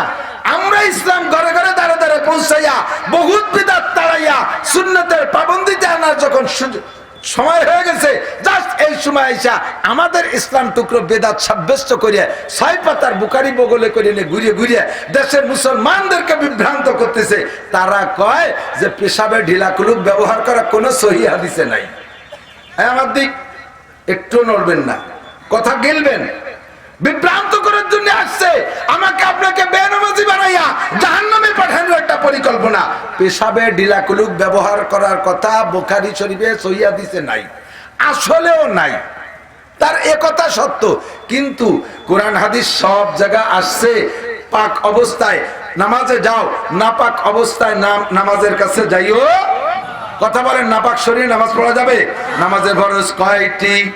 13টি। জোরে বলেন কয়টি? নামাজের ফরজ কয়টি? 1 নম্বরে শরীর পাক। কথা কন, একটু মস্ক করেন। 1 নম্বরে শরীর পাক। লজ্জা হচ্ছে? একবার মশালাটা বলবেন, আমল নামায় লেখা হয়ে যাবে। 1 নম্বরে শরীর পাক, 2 নম্বরে কাপড় পাক, 3 নম্বরে নামাজের জায়গা পাক, 4 নম্বরে সতর ডাকা, 5 নম্বরে নিয়ত করা, 6 নম্বরে কিবলামুখী হওয়া। এরপরে বাকি কটা প্রসিদ্ধ এই পর্যন্ত থাকি। 1 নম্বরে শরীর পাক থাকতেই হবে। কথা বলেন, সকলের শরীরের অবস্থা কি একরকম? একরকম। সবার পায়খানা কি একরকম? সবার পেশাব কি একরকম? একজন সকাল 9টায় পেশাব করছে, গোসল করছে, পেশাব পায়খানা কইরা ওই যে পবিত্র হয়েছে, ওযু গোসল হয়েছে, পাক হয়েছে, ওই সকাল 9টার গোসল দেশে ঈশার নামাজ পড়তে পারে। আর একজন এমন যে 1 ওয়াক্তের ওযু দিয়ে 1 ওয়াক্তের 3 পদের নামাজ পড়তে পারে না। 3 পদের নামাজ পড়তে 3 বার তার ওযু বানানো লাগে। আছে না নাই? সবার শরীর একরকম না। এক কথায় শরীর পাক হইতে হবে। নবী পাকের শরীরের অবস্থা আমার শরীরের অবস্থা এক না। আল্লাহ পাক এটা ভালো করে জানে, এই জন্য আল্লাহ ঢিলে কুরুকের কথা বলে নাই। আল্লাহ বলছেন পবিত্রতা অর্জন করো। এবার যার যেমন লাগবে তার সেমন। সৌদি আরবের মানুষে পায়খানা করে, তারা খানা খায় শক্ত শক্ত, কড়ি কড়ি পায়খানা করে, তারা পানি ব্যবহার না করলেও চলে, শুধু টিস্যু পেপার দিয়ে মুছে দিলেই হয়। তাদের শারীরিক অবস্থা ভালো, পেশাব করলে একবারে ক্লিয়ার হয়ে যায়। আর আমরা বাঙালিরা খাই শাক পাতা, খিচুড়ি মেচড়ি, পান্তা ভাত, গরম ভাত, ডাল ডুল দিয়ে খাইয়ে পেটের মধ্যে গড় গড় করে, পায়খানায় যাওয়ার আগে ঢুকার আগেই নিচে একটু বেশি গেছে।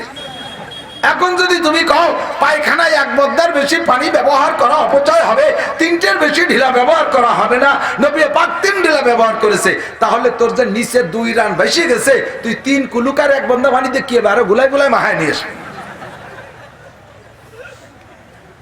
এবার তোর মশলা নিজের থেকে বানাইতে হবে না। ওই 1 বদনা পানি আর 3 কুলুক না, দুটি যত লাগে অত। কতক্ষণ? তাই তুই টাঙ্কি খালি হয়ে গেলেও যাবে, ঠিক কিনা? তাই যদি তোমার মশলা হয়, তাহলে আমি বলবো বাংলাদেশি পুরুষদের শারীরিক অবস্থা এমন যে এভরিথিং এনি ম্যান এভরিবডি 99% পুরুষের সমস্যা এরকম যে পেশাব করার পরে আপনি যতই সুন্দর করেন, যতই নাড়াচাড়া করেন, অবশেষে আপনার কাছে আপনার হাঁটা দেওয়ার পরে 1-2 ফুট টপকানোর সম্ভাবনা অবশ্যই, ঠিক না? এই বোতলের পানি মুখ খুলে এরকম উবুর করে ফেলাই দিলাম, গড় গড় করে সবটুক পানি পড়ে গেল। যখন মনে হলো সব পড়ে গেছে, সোজা করলাম। এবার উবুর করে রাখলে 2-3 মিনিট 2-1 ফোঁটা আসবে কিনা? কথা বলেন, আসবে? তাহলে এত বড় মুখালা বোতলে যদি সব পানি ফেলাই দেওয়ার পরে সোজা করে আবার উবুর করলে 2-1 ফোঁটা পড়ার সম্ভাবনা থাকে।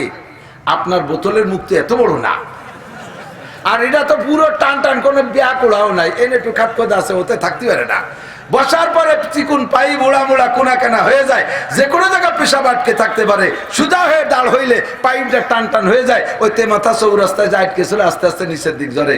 এখন যাই পড়বে কোন জায়গায়? অন্ত বালতি নাই, ব্যাগ পাতা নাই, যাই লাগবে কাপড়ে, লাগবে শরীরে। কথা বলেন? আরে আমি আমার কায়দায় বুঝাই, আমি যেভাবে আমার বাংলা বুঝি।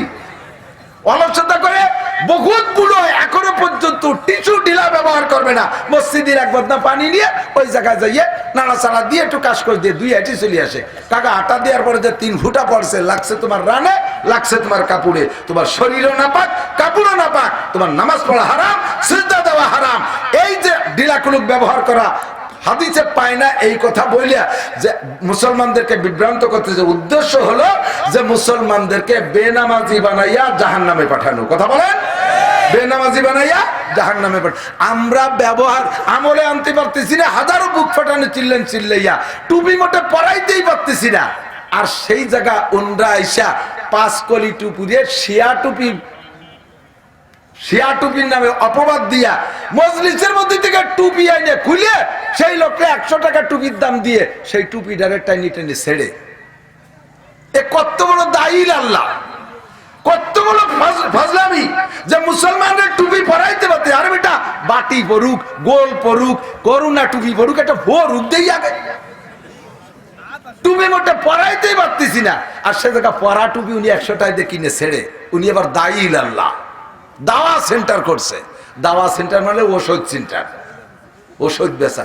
দেখলাম যে ইদানিং সে দাওয়া সেন্টারের থেকে মধু, কালিজিরের তেল এইগুলো বেচার একটা আড্ডা খুলছে। সাবধান ও মুসলমান, সহি হাদিসের পর আমল আহলে হক উলামায়ে কিরাম সুন্দর করে বুঝাইয়া পুরুষে ঢিলা ব্যবহার করবে, পেশাবে নারীরা পেশাবে ঢিলা লাগবে না, পুরুষ এবং নারী সকলে পায়খানা ঢিলা ব্যবহার করবে। এটা একটা সুন্নতের বিনিময় আল্লাহ পাক আপনাকে মোটা নেকি দান করবে।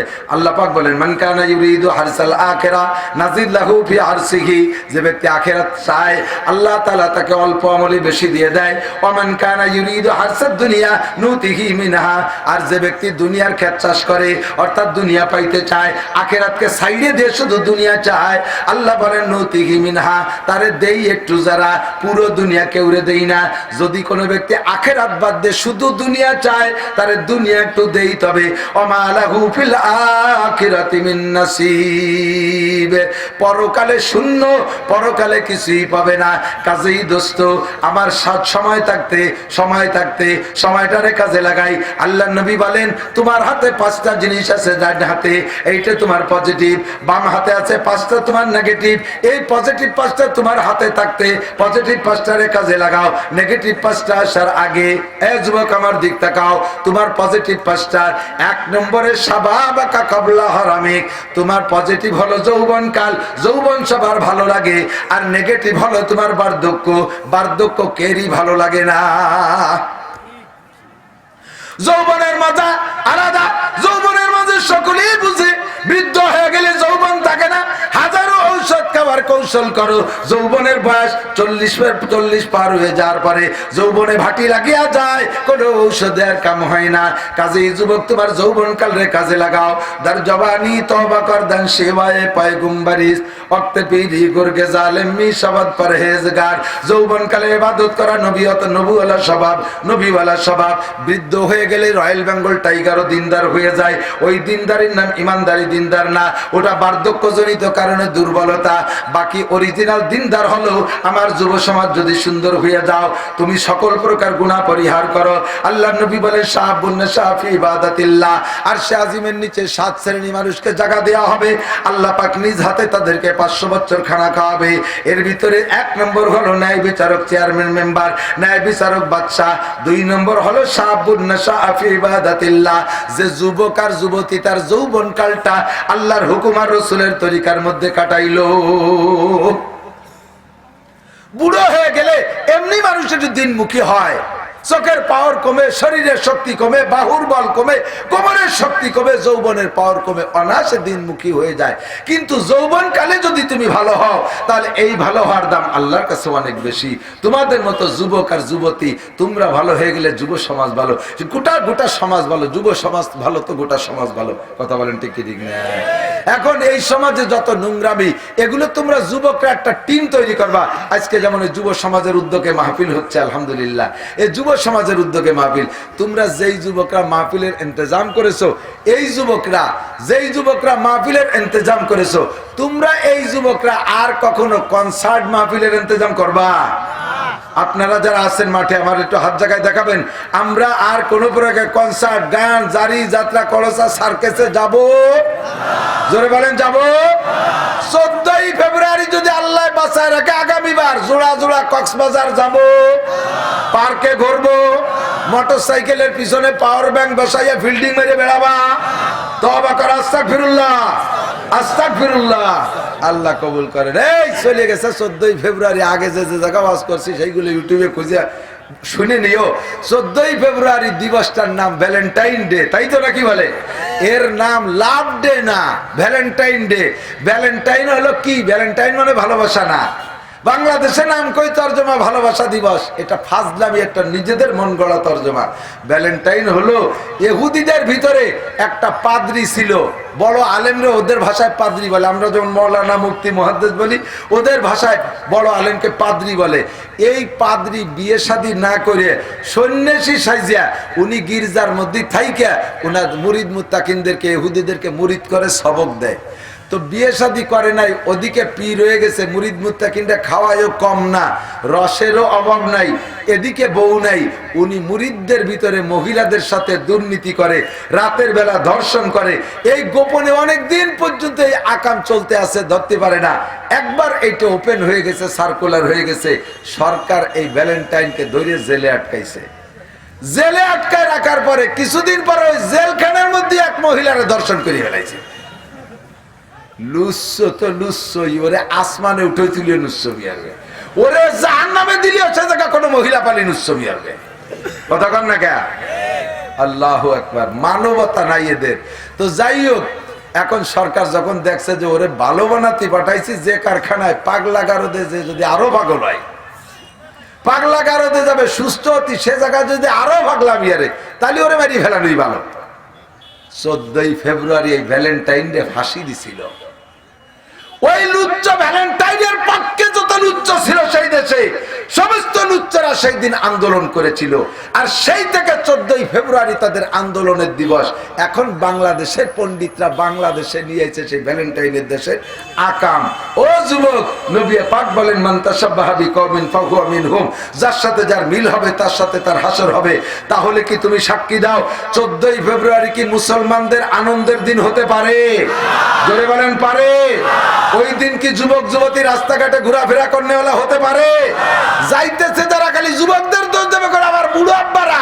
এই মাইয়ে গুলো কি এই দেশের মাইয়ে না? আল্লাহ আসমানের তো ওই দিন প্যাকেট করে ছাড়ি দেয়।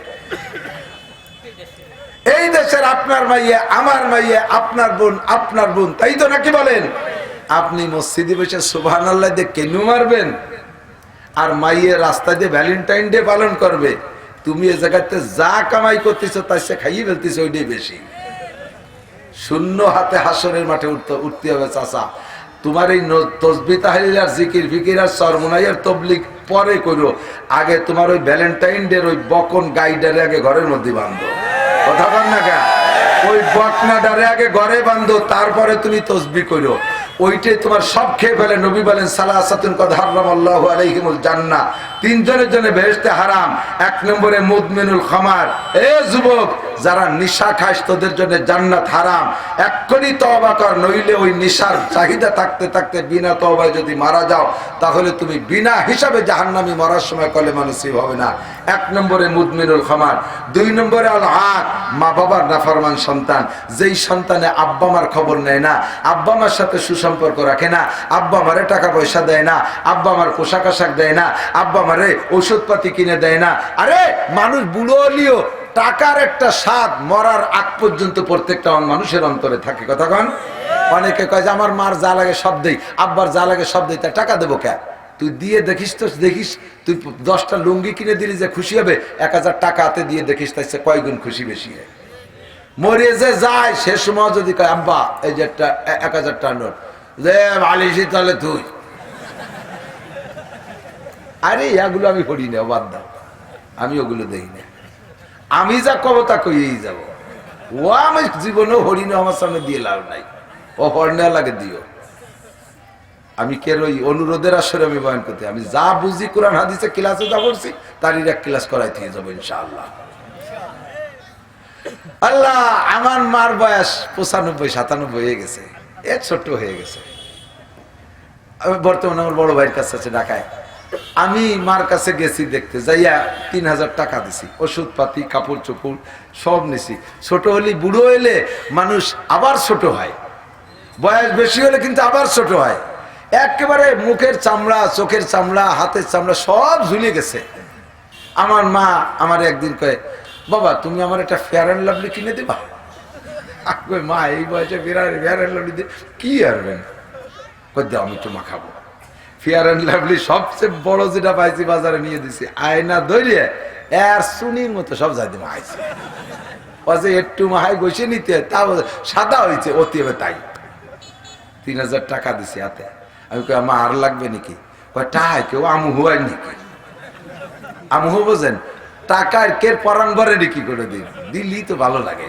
আর 1000 টাকা দিছি, মা আর লাগবে নাকি? দেও তো আর একখান। আমার মার 4টে পয়সা খরচ নাই। মা মারা যাওয়ার পরে মার ব্যবহৃত কাপড় চোপড় 10 জন মহিলারে দিল, ইনশাল্লাহ 5 বছর ব্যবহার করতে পারবো ওই বয়সে। কোনো কিছুর অভাব নাই। এরপরও মারে টাকা যদি আমি দিতে একটু দেরি করি, তুমি আমারে অনেকদিন টাকা দাও না, আমারে খোটা দেয়। আমি সাথে সাথে মার জন্য বিকাশে টাকা পাঠাই দিই। ও যুবক, সব দিবি, মার হাতে টাকা দিস, ওই টাকায় বরকত হবে। ওই টাকা যে কাজে লাগাবি সেই কাজে বরকত পাবি। টাকা দিবি আব্বার হাতে, টাকা দিবি মার হাতে। এই দুইজনের চোখে লুকাইয়া শ্বশুর শাশুড়ির হাতে যে টাকার বরকত নিবি, ও টাকা যে জায়গা পুতবি কারুরই সম্পত্তির মতো খালি নিচের দিক যাবে, উঠিয়ে কথা কবে না। আর মা বাবার হাত দিয়ে টাকা ঘুরাইয়া টাকা লাগাবি, যে টাকা লাগাবি ইনশাল্লাহ টাকায় গাছ পয়দা হবে। কথা কন। যদি মা বাপরে কমপক্ষে না হাতে নাও দাও, জানাবো আব্বা এ মাসে আল্লাহ তাআলা আমাকে 1 লাখ টাকা দিছে, এ মাসে 2 লাখ টাকা, এ মাসে 20,000 টাকা, এ মাসে 50,000 টাকা পাইছি।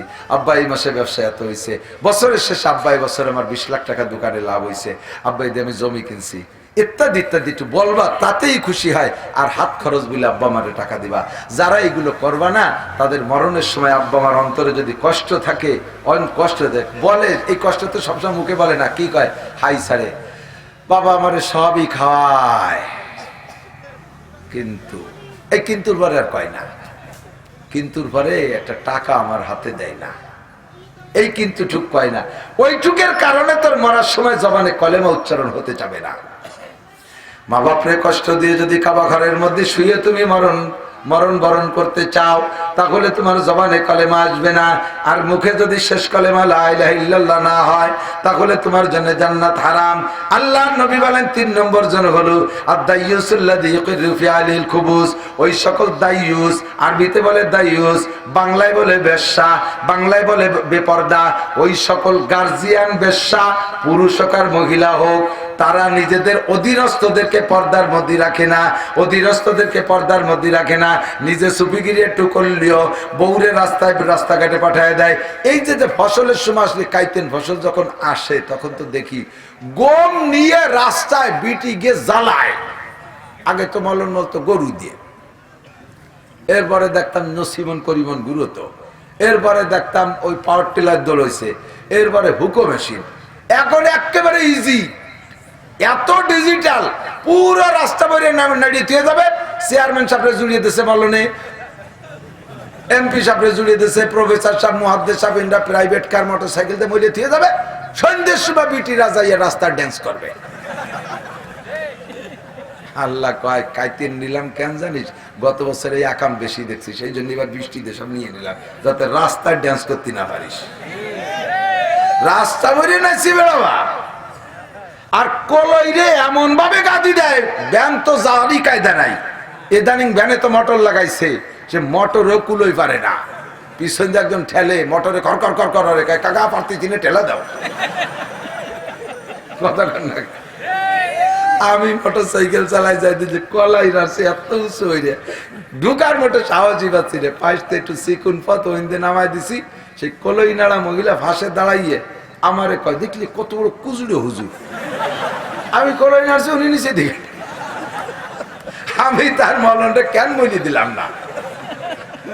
আল্লাহ কয় মৌলবী তোরা তো চাইতে কালেকশন করবি বলে কলই দোয়া হরিস, ও দিলি তো যে রাস্তায় যে ড্যান্স করে, উনি মসজিদি জিকির করে চেয়ার পাইতে, এই যে চেয়ারের নামাজ। আর এক কথা এসে গেল, ভালো কথা মনে হচ্ছে। চেয়ারম্যান চাচ্ছে উনি মসজিদে যাই, আর বউরে রাস্তায় দিচ্ছে ড্যান্স করতে কলই নিয়ে। ধান, কলই, গম সব ফসল রাস্তায়। আল্লাহর গজব এই জন্য আসছে। আল্লাহ কয় গত বছর বেশি বেরিয়ে গেছে, এই জন্য এবার থাক, আপাতত দরকার নাই। কতক্ষণ না কে আল্লাহর মায়ের দুনিয়ার ভাই, আল্লাহর মায়ের দুনিয়ার ভাই কোন ভাবে কি জন্য নেয় আল্লাহই ভালো জানে। ফসল চিটে হয় কেন? মাদ্রাসার ছাত্ররা আইছে, ফকির রাইছে ধান কালেকশনে, দামাইরে সাইডে সিটে দান দাও, ওই সিটে দান দামা বস্তার মধ্যে ডাইলে লম্বা একটা হাই ছাড়ে, আল্লাহ তোমার দিন কি এতই গরিব? ভালো দানগুলোই পাশে থাকতে মাথার থেকে উড়োনে সাইডে সিটে দান দিল, সিটে দিল। আল্লাহ কয় সবর কর, তুরা মরবি না। এই সিটে বস্তা বললি কিরম লাগে রে, আগামীবার বুঝাই দেব। আগামী বছর যখন ধান ফুলে বেরোইছে, ধানের মাথায় ফুল, হালকা একটা বাতাস দিয়েছে, ফুল সব ঝরে গেছে, ধান পাক সব চিটে হয়ে গেছে। 1 বিঘে ভর ধান মলন মলছে, ধান হবে 50 মন, সেখানে ধান হয়েছে 3 মন, চিটে হয়েছে 47 মন। লম্বাটা হাই ছাড়ে, আল্লাহ তুমি এইরকম নিয়ে গেলে। আল্লাহ কাকা কি হয়েছে, অসুবিধা কি? কয় আল্লাহ সিটেই কলজাটা শু হয়ে গেছে। আল্লাহ কে গত বছর তালবে আলিমের ওইরকম ঠেকছিল, সিটে দিলি কেমন লাগে, তাই লাগানোর জন্য তোর এবার সিটে দিছি। বড় লাখ গরু জবাই দিয়া কুরবানির গোশত, মাটি পরান কলজে সুট সিনের গোশত ভাষার গোশত গিলু সব নিয়ে কবরের মধ্যে ভরে। কবর কেনে নাই জানি, ডিপ ফ্রিজ সব কবরের মধ্যে ঢুকাইছে গরিবকে দেওয়ার জন্য। বাল্য ভাষার গিরি আহিয়ে ট্যাংরা এই কথাগুলো মুড়ো মুড়ো আর উড়ে নিয়ে বইছে গেটে, আসো নিয়ে যাও। আবার কিছু কিছু বড় লোক দোতলায় বসে নিচে ছাড়িয়ে দেয়, দেখছেন না? পাতিল পাচ্ছে, এরকম একটা পলিথিন পাচ্ছে, উপরে তো আর একখান ছাড়িয়ে দিচ্ছে, ক্যারক্যারাইছে নিচে নিচে কাজাতে কাজাতে। আল্লাহ তুমি সোহে দাও না, শয়তান ওখানতে আর ছাড়িয়ে দিয়েছে, আমার ব্যাগ ছিঁড়িয়ে ফেলেছে, আমার আড়ির তলা হুটু হয়ে গেছে। আল্লাহ কায় 2-3 বছর সবর কর, দেখাচ্ছি দাঁড়া। আল্লাহর কি রূপ পাল্টায় দিতে বছরের পর বছর লাগে, মুহূর্তের ভিতরে খেলা জমাই দিয়েছে। গুল্লি দিয়ে আল্লাহ তাআলা ওই বড় লোকরে ওই বিল্ডিং বেচাইছে, আর সেই গোস্ত খয়রা তলার দিয়ে সেই বিল্ডিং কিনাইছে। সে সেই বিল্ডিং এর কাছে সেহেনে উঠোনে গরু জবাই দিয়ে এই ফকিরটাই সে এখন গোস্ত বন্টন কর, সেই বড় লোক ফিরে বিক্রি দাঁড়ে দাঁড়ে গোস্ত কালেকশন করে বেড়ে। এ কাম করাইতে পারে আল্লাহ? আরে কয় আল্লাহ, আল্লাহ কয় যে এইরকম বিক্রি করলে কিরকম লাগে সেইটা বুঝানোর জন্য তোরে নামাই নিয়ে আইছি। এবার ফকির রে কয় তুইও যদি ফিরে আবার ওই কাম করিস তাহলে তোরে কিন্তু আবার নামাবানি, ও জায়গায় আর এক ফকির উঠো বাড়ি। এই একই মাঠের জমি একটু বাড়ে নাই, কথা কন আরো কমছে, চতুর্দিক দিয়ে বাড়ি বানাচ্ছে আর মাঠ খাটো হচ্ছে, ঠিক না? এই জমিতে, এই একই মাঠের জমিতে 30 বছর আগে একজন জমিদার ছিল, আর এলাকার মানুষ ওই জমিতে কামলা কিষেন দিত। 30 বছর পরে এসে ওই জমির কামলা কিষেন জমির মালিক, আর মালিক হয়ে গেছে কিষেন। জমি বাড়ে কমে না, ওই জমিতে পাল্টাই পাল্লে এবার আমারে ধনী বানায়, পরের বার আপনারে বানায়। এ কাম কে করে? কুলিল্লাহুম্মা মালিকাল মুলকি তুতিল মুলকা মান তাশা ওয়া তানজিউল মুলকা মিম্মান তাশা ওয়া তুইজ্জু মান তাশা ওয়া তুযিল্লু মান তাশা বিয়াদিকাল খায়র। এই মহিলাদের একটা স্বভাব, এই ভিক্ষার ব্যাপারে মহিলারা বেশি কড়া, দিতে চায় না। ফকিরের মোটে মূল্যায়নই করে না, কালেকশনে আসলে বুরুক্ষেপই করে না, উনি কাম করেই যাচ্ছে, হুজুরা ঠ্যাং ভেঙে দাঁড়ায় রয়েছে। কাকি আমাকে সাইডে দান দিয়ে নেন, তোমাকে সরিয়ে যাচ্ছে নাকি? এমন ভাবে বাংলা দেয়। ছোট ছোট তালবি আলিম ওই ভুতুম পেশার বেশ কিছু নিয়ে সব সেরিয়ে। আল্লাহ কয় এক মহিলা নোটক বা টুসকুত কথা কবি না। এই যে আজকে যে লাস্টে যে 2 জন গেছে চিনিস, একটা জিবরাইল একটা মিকাইল, তালবি আলিম বানায় পাঠাইছি তোরে ট্রাই করার জন্য। বেয়াদবি করছিস, মিকাইল খাদ্যমন্ত্রী, আগামী বছর দিবেন শোয়াইয়া। মেঘ পরিচালনা করে কে? মিকাইল আলাইহিস সালাম না, খাদ্যমন্ত্রী পাঠাইছি তোর বাড়ি কালেকশন করতে, দিছিস যা পাবি আল্লাহ ওয়াসালি। তাই আগামী বছর বাড়ির উত্তর পাশে আসলে ভিক্ষা দেওয়া জায়েজ নাই, ঘর ঝাড়ু দেয় নাই, এখনো ভিক্ষা দিলি পারা লক্ষ্মী বেচার হয়, এ আছে না নাই? দোকানে এখনো কেনা বেচা হয় নাই, ফকিরে কিছু দেওয়া যাবে না। ফকির এসে চাই যে বাবা কিছু ভিক্ষা দেন, ফকিরের কাছে মাপ চাই, বাবা বহনি করি নাই। ফকির আলহামদুলিল্লাহ মাফ করে দিলাম, তুমি যেন দিনের মধ্যে বহনি করতে না পারো, আমি দোয়া করে দিলাম। আমিও তো আইছি তোর কাছে বহনি করতে, তাই আমি যদি না পারলাম তুই না করলে আমার কি? সারা দিন বসে রয়েছে কাস্টমার এই দোকানেতে দাম করে ভাষার দোকানেতে নিয়ে যায়, দিনের মধ্যে বহনি হয় না। 1 মাস পর্যন্ত কিনা বেচা নাই। আইসে হুজুরের কাছে, পিসা হুজুর এখন পরোয়ানা লেহে দেন। পিসা হুজুর কয় তোমারে নিয়ে জুলোই তুলি হবে না রেখা। ও জায়গায় বড় বিলির দোয়া কবুল হয়ে গেছে। সকালবেলা ওই দোয়া আসছে, ওর হবেই না, এবার বউ নিয়ে হবে না। দোকান বেচে খাইয়ে তুই ফিরে ফকির হইয়া আসবি, তারপরে তোর যা কিছু করার দরকার করবো। লাইলা ওয়া নাহারা, দিনে দিবি রাত্রে দিবি, আলোতে দিবি আধারে দিবি, দিবি আর দিবি যত দিবি। আল্লাহ কা ইয়া বনি আদম আনফিকা লা আয়ালিকা ইনফিকিল্লাহু আলাইকা। হে বনি আদম, তুমি তোমার প্রতিবেশীরে দাও, তোমার কাছে যাদের হক আছে তাদের দাও, আমি আল্লাহ তোমার পকেট ভইরা দেব। খেয়াল রাখবেন বাবা, 500 টাকার নোট আস্ত রাখছেন, মোটে ভাঙাবেন না। ওই খেন 500 টাকাই থাকবে, বড় হবে না। খুচরো করে 100 টাকা মাদ্রাসায় দেবেন, আল্লাহর রহমতে 500 টাকার নোট 1000 টাকায় পরিণত হবে। 500 টাকার নোট 1000 টাকার নোটে পরিণত হবে। 1000 টাকার নোট খুচরো করবেন না, মাস ভরে মোটে 1000 থাকবে, 1100 হবে না। ওইখানে ওই জায়গায় থাকবে। ওর থেকে ভাঙ্গাইয়া 200 টাকা ফকিরে দেবেন, আল্লাহর রহমতে 1000 টাকার নোট 2খান পকেটে ঢুকবে। হাজার হাজার ট্রাই করছি আমি, নাসির হাজার হাজার ট্রাই করছি। একটু মনটা বুঝাইয়া এদিক নেন। মান কানা ইউরিদু হারসাল আখিরা নাজিদ লাহু ফি হারসিহি, আখিরাতের ক্ষেত চাষ করবেন, অল্প পরিশ্রমে পারিশ্রমিক পাবেন বেশি। ওমান কানা ইউরিদু হারসাদ দুনিয়া নুতিহি মিনহা ওয়া লাহু ফিল আখিরাতি মিন নাসিব। আরেকটা গুনার কথা বলবো, এদিক তাকান, একটা গুনার কথা বলবো। একটা গুনাহ খুব অ্যাভেলেবল চলে, এর গুনাহই মনে করা হয় না। গুনাহটার নাম গীবত। জোরে বলেন কি? একটু মস্ক করেন কি? গীবত। বড় জনে ঘি ভাত, আলু ভর্তার সাথে ঘি নিলি, গরম গরম ভাত, এর নাম হলো ঘি ভাত। খাইতে বেশ মজা।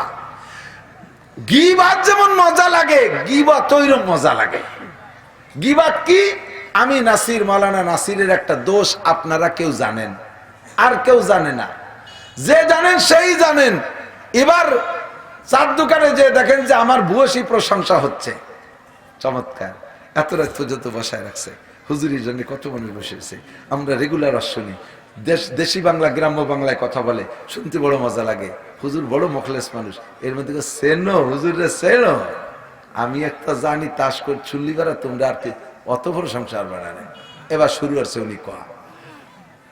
এই যখন গীবত কয়া শুরু হয়, তখন বলনেওয়ালারও ভালো লাগে, সন্ন্যাওয়ালারও ভালো লাগে। কদ্দুর যে থামিয়ে গেছে, তারপরে পরের টুক তো করলি না। কতক্ষণ? আমি আপনাদের সকলকে অনুমতি দিলাম, আমার যদি কোনো জেনুইন দোষ আপনার জানা থাকে, আপনারা আমার আড়ালে বলা বলি করবেন। আমার এই গীবত টুক আপনারা করবেন, আপনাদের আমি অনুমতি দিলাম। করবেন তো ইনশাআল্লাহ? হ্যাঁ, করবেন না? কেন করবেন না? জানেন সকলে, জানেন, আমি বুঝে ফেলাইছি যে আমার গীবত করলে আমি যে গুনাহ করছি সেই গুনার আলোচনা আড়ালে করার নাম হলো গীবত। আমার ওই গুনাহটা আপনার আমলনামায় যাবে, আর আপনার আমলনামা থেকে আমার আমলনামায় নেকি আসবে। তো আমি একটা অন্যায় করছি, এখানে 5000 লোক আছেন, এই 5000 মানুষের সেই অন্যায়টা বললে 5000 নেকি আমার আসবে, আর আমার একটা নেকি আপনাদের 5000 জায়গা ভাগ হবে। গুনাহটা 5000 জায়গা ভাগ হবে, আমার ইনকাম হয়ে যাবে। একটা গুনাহ সরে যায়, 5000 নেকি আসবে। আপনার নেকি যাতে আমার আমলনামায় না আসে, আর আমার গুনাহ যাতে আপনার আমলনামায় না যায়, এই জন্য আপনাদের পরামর্শ দেওয়ার পরে আপনি গীবতটা করার থেকে বিরত থাকার সিদ্ধান্তই নিয়েছেন। আমারে এত ভালোবাসেন, আমি গোপালগঞ্জে মানুষ, নানান তাল করে একটু বসি, আমার মোহাব্বতে এত রাত বসে রয়েছেন, নিশ্চয়ই আমারে ভালোবাসেন। আমি চা খাইতে চাইলে খাওয়ান, আমি কিছু খাইতে চাইলে অবশ্যই আপনারা খাওয়াবেন। আমি যদি বলি ভাই আমারে 100 টাকা করে দেন, আমি মাদ্রাসায় নিয়ে খানা খাবো, অনেকেই আমারে দিয়ে দেবেন। এই ভালোবাসা, আমারে এত মোহাব্বত করেন, তাই আমারে ওই উপকারটুক করেন না। কিন্তু আপনি এই উপকারটুক কারে করেন জানেন? আপনার চরম শত্রু যে তার এই উপকারটা নিয়মিত করে যাচ্ছেন। বিএনপি আলারা আমলিগা লাগে শত্রু, এই বিএনপি আলারা আমলিগা লাগে গীবত করে, তারা তাদের গুনাহ নেয়। আমলিগালারা বিএনপির গীবত করে, তারা তার গুনাহ নেয়। এইভাবে এক চেয়ারম্যান আরেক চেয়ারম্যানের গীবত করে, এক প্রার্থী আরেক প্রার্থীর গীবত করে, এক মাস্টার আরেক মাস্টারের গীবত করে, এক শত্রু আরেক শত্রুর গীবত করে। এই গীবত করে শত্রুর গুনাহটা আপনি নিচ্ছেন, আর আপনার নেকি শত্রুরে দিয়ে দিচ্ছেন। কথা কন? এই জন্যে আমরা গীবত করবো না। রাজি আছেন ইনশাআল্লাহ? আল্লাহ তাআলা তৌফিক দিক। প্রত্যেক রাত্রে 2টা মাহফিল, আস্তে কথা কইতে পারি না। ইশারতের মাইক অনেক ভালো। আমরা ছোটবেলা থেকে, আমরাও ছোট, ও ছোট, ও আমাদের চেয়েও ছোট, সেই সময় থেকে ওরে ফুকরো মাদ্রাসা থেকে শুরু করছি ইশারত। সেই সময় প্যান্ট পরে, হাফ প্যান্ট পরে এই মাইক অপারেটরই করতো। তো সেই ইশারত সুজন মাইক পরিচালনা করত। সেই ইশারত এখন মালিক হইছে। সেই ইশারতের মাইকে আজকে আমারে ভারী কষ্ট দিছে। মাইকি রস না থাকলে কথায় রস থাকে না। কারণ এই ব্যাটারিতে কট্টুকুলায় স্যাসিস তো দেখতেছেন সাইজ কি, এতে কি যে চেঁচানো যাইতে পারে। মাইকের বলে সব বল, দোয়া হবে, বসেন। আমি যতটুকু পারছি আল্লাহ তাআলা আমাদের গুনাহ থেকে ফিরে থাকার তৌফিক দান করে। শুনুন, ও নামাজে সিয়ারে নামাজ, হ্যাঁ থ্যাংক ইউ, ধন্যবাদ। সিয়ারে নামাজের মাসালা, অবশ্যই সিয়ারে নামাজ পড়া জায়েজ। সিয়ারে নামাজ পড়লে নামাজ হবে নিশ্চিত। তবে আপনি সিয়ারের রুগী কিনা এটা আপনাকে হিসাব করতে হবে।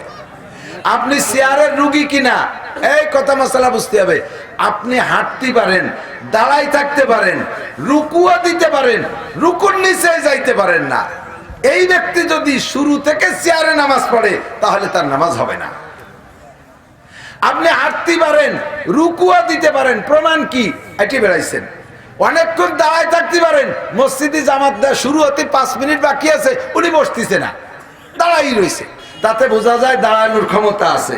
বাড়ির থেকে হাঁটে আসছে, হাঁটার ক্ষমতা আছে।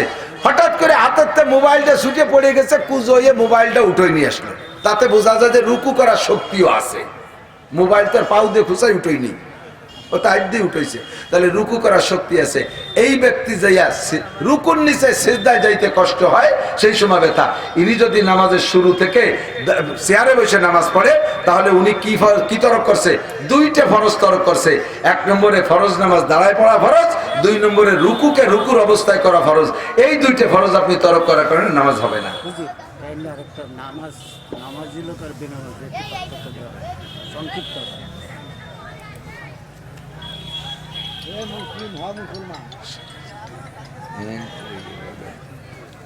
একটা প্রশ্ন আমি তো আসলে দেখি না, মানে আলোচনার গতি নষ্ট হয়ে যায়। যদি কোনো পুরুষ, তালাকের মশলার দিক তাকান, যদি কোনো পুরুষ রেগে হোক, হাসিয়ে হোক, আর কি করে হোক, আর প্র্যাকটিস করার জন্য হোক, বোঝেন, স্ত্রীকে যদি বলে তুমি তালাক, তোমারে 1 তালাক দিলাম, আর কি করে বললো, রাগ করে বললো, প্র্যাকটিস করার জন্য যে আমরা একটু তালাকটা পরে কোন সময় দেওয়া লাগে, আমরা একটু প্র্যাকটিস করি, দেখি কিরকম হয়। এই প্র্যাকটিস করতে যাইও যদি মস্ক করতে যাই, স্ত্রীকে বলো যে তুমি 1 তালাক, তাহলে 1 তালাক। এই 1 তালাক দেওয়ার পরে আপনি সামনে মাসিক আসার আগে স্ত্রী ব্যবহার করলে স্ত্রী হালাল, তবে 1 তালাক হয়ে গেছে। 2য় মাসে যাই আবার আপনি আরেকটা তালাক দিয়েছেন, এ তালাকের পর আপনি স্ত্রী ব্যবহার করতে পারবেন, এর কয় তালাকের রজি। 3 নম্বর মাসে যাইয়া আরেকটা তালাক দিয়ে ফেলাইছেন, এরপর আর স্ত্রীর কাছে যাইতে পারবেন না। এই হলো সুন্নতি তালাক। আরেকটা হলো তালাকে বিধি, অর্থাৎ তালাক হয়ে যাবে কিন্তু অনিয়ম ভাবে হবে, অনিয়ম ভাবে হবে। বুঝতে হবে, একসাথে 3 তালাক দিয়েছেন, তোমারে 3 তালাক দিলাম, তোমাকে 3 তালাক দিলাম, বাস 3 তালাকই হয়ে যাবে। রাগে বলুক, হাসিয়ে বলুক, খুশিতে বলুক, আর কি করে বলুক, মস্ক করার জন্য বলুক, স্ত্রীকে যদি বলে তোমারে তালাক দিলাম, এখন কয় রাগের মধ্যে বলছে। আরে স্ত্রীরে কেউ খুশিতে তালাক দেয় এরকম কোনো প্রমাণ আছে? তালাক রাগের সময় দেয়। রাগ ছাড়া বোর সাথে যান পীড়িত আছে, কি জন্য তালাক দেবে? তালাক তো দেয় রাগের সময়, কাজেই তালাক রাগের অবস্থায় দিলেও তালাক হবে। যদি কেউ বলে রাগের সময় তালাক দিলি তালাক হবে না, এই বলে দুটোরে মিট করে দেয়, তাহলে ওরা বাকি জীবনে যত মিলামেশা করবে, এই মুক্তি চাপের আমলনামায় তাদের জিনার গুনাহ লেখা হবে। এরপরে তাদের যে সন্তান হবে, যারও সন্তান, এটার গুনাহ মুক্তি চাপের পর হবে, বিচারকের উপর হবে, এই গুনাহ সে পড়বে। কথা বুঝে আসছে? আর অনেক সময় আছে কয় 2 তালাক, 1 তালাক, 3 তালাক, 5 তালাক, 100 তালাক, 2 তালাক, তোর মা তালাক, তো যে হুজুর বিয়ে বলেছে হুজুরও তালাক। এই সব মিলিয়ে বোর উপরে 3 তালাক হয়। সব মিলিয়ে কত হয়? 3 তালাক হয়। এই তালাকটা ভুয়ো মনে করতে পারবেন না।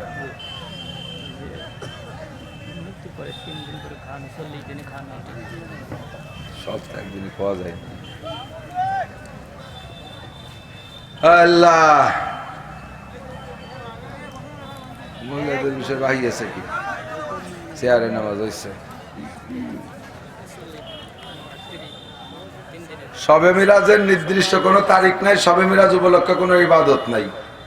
যদি কেউ করেন তাহলে আরো আগের থেকে 2-3 রোজা রাখলে রাখতে পারেন।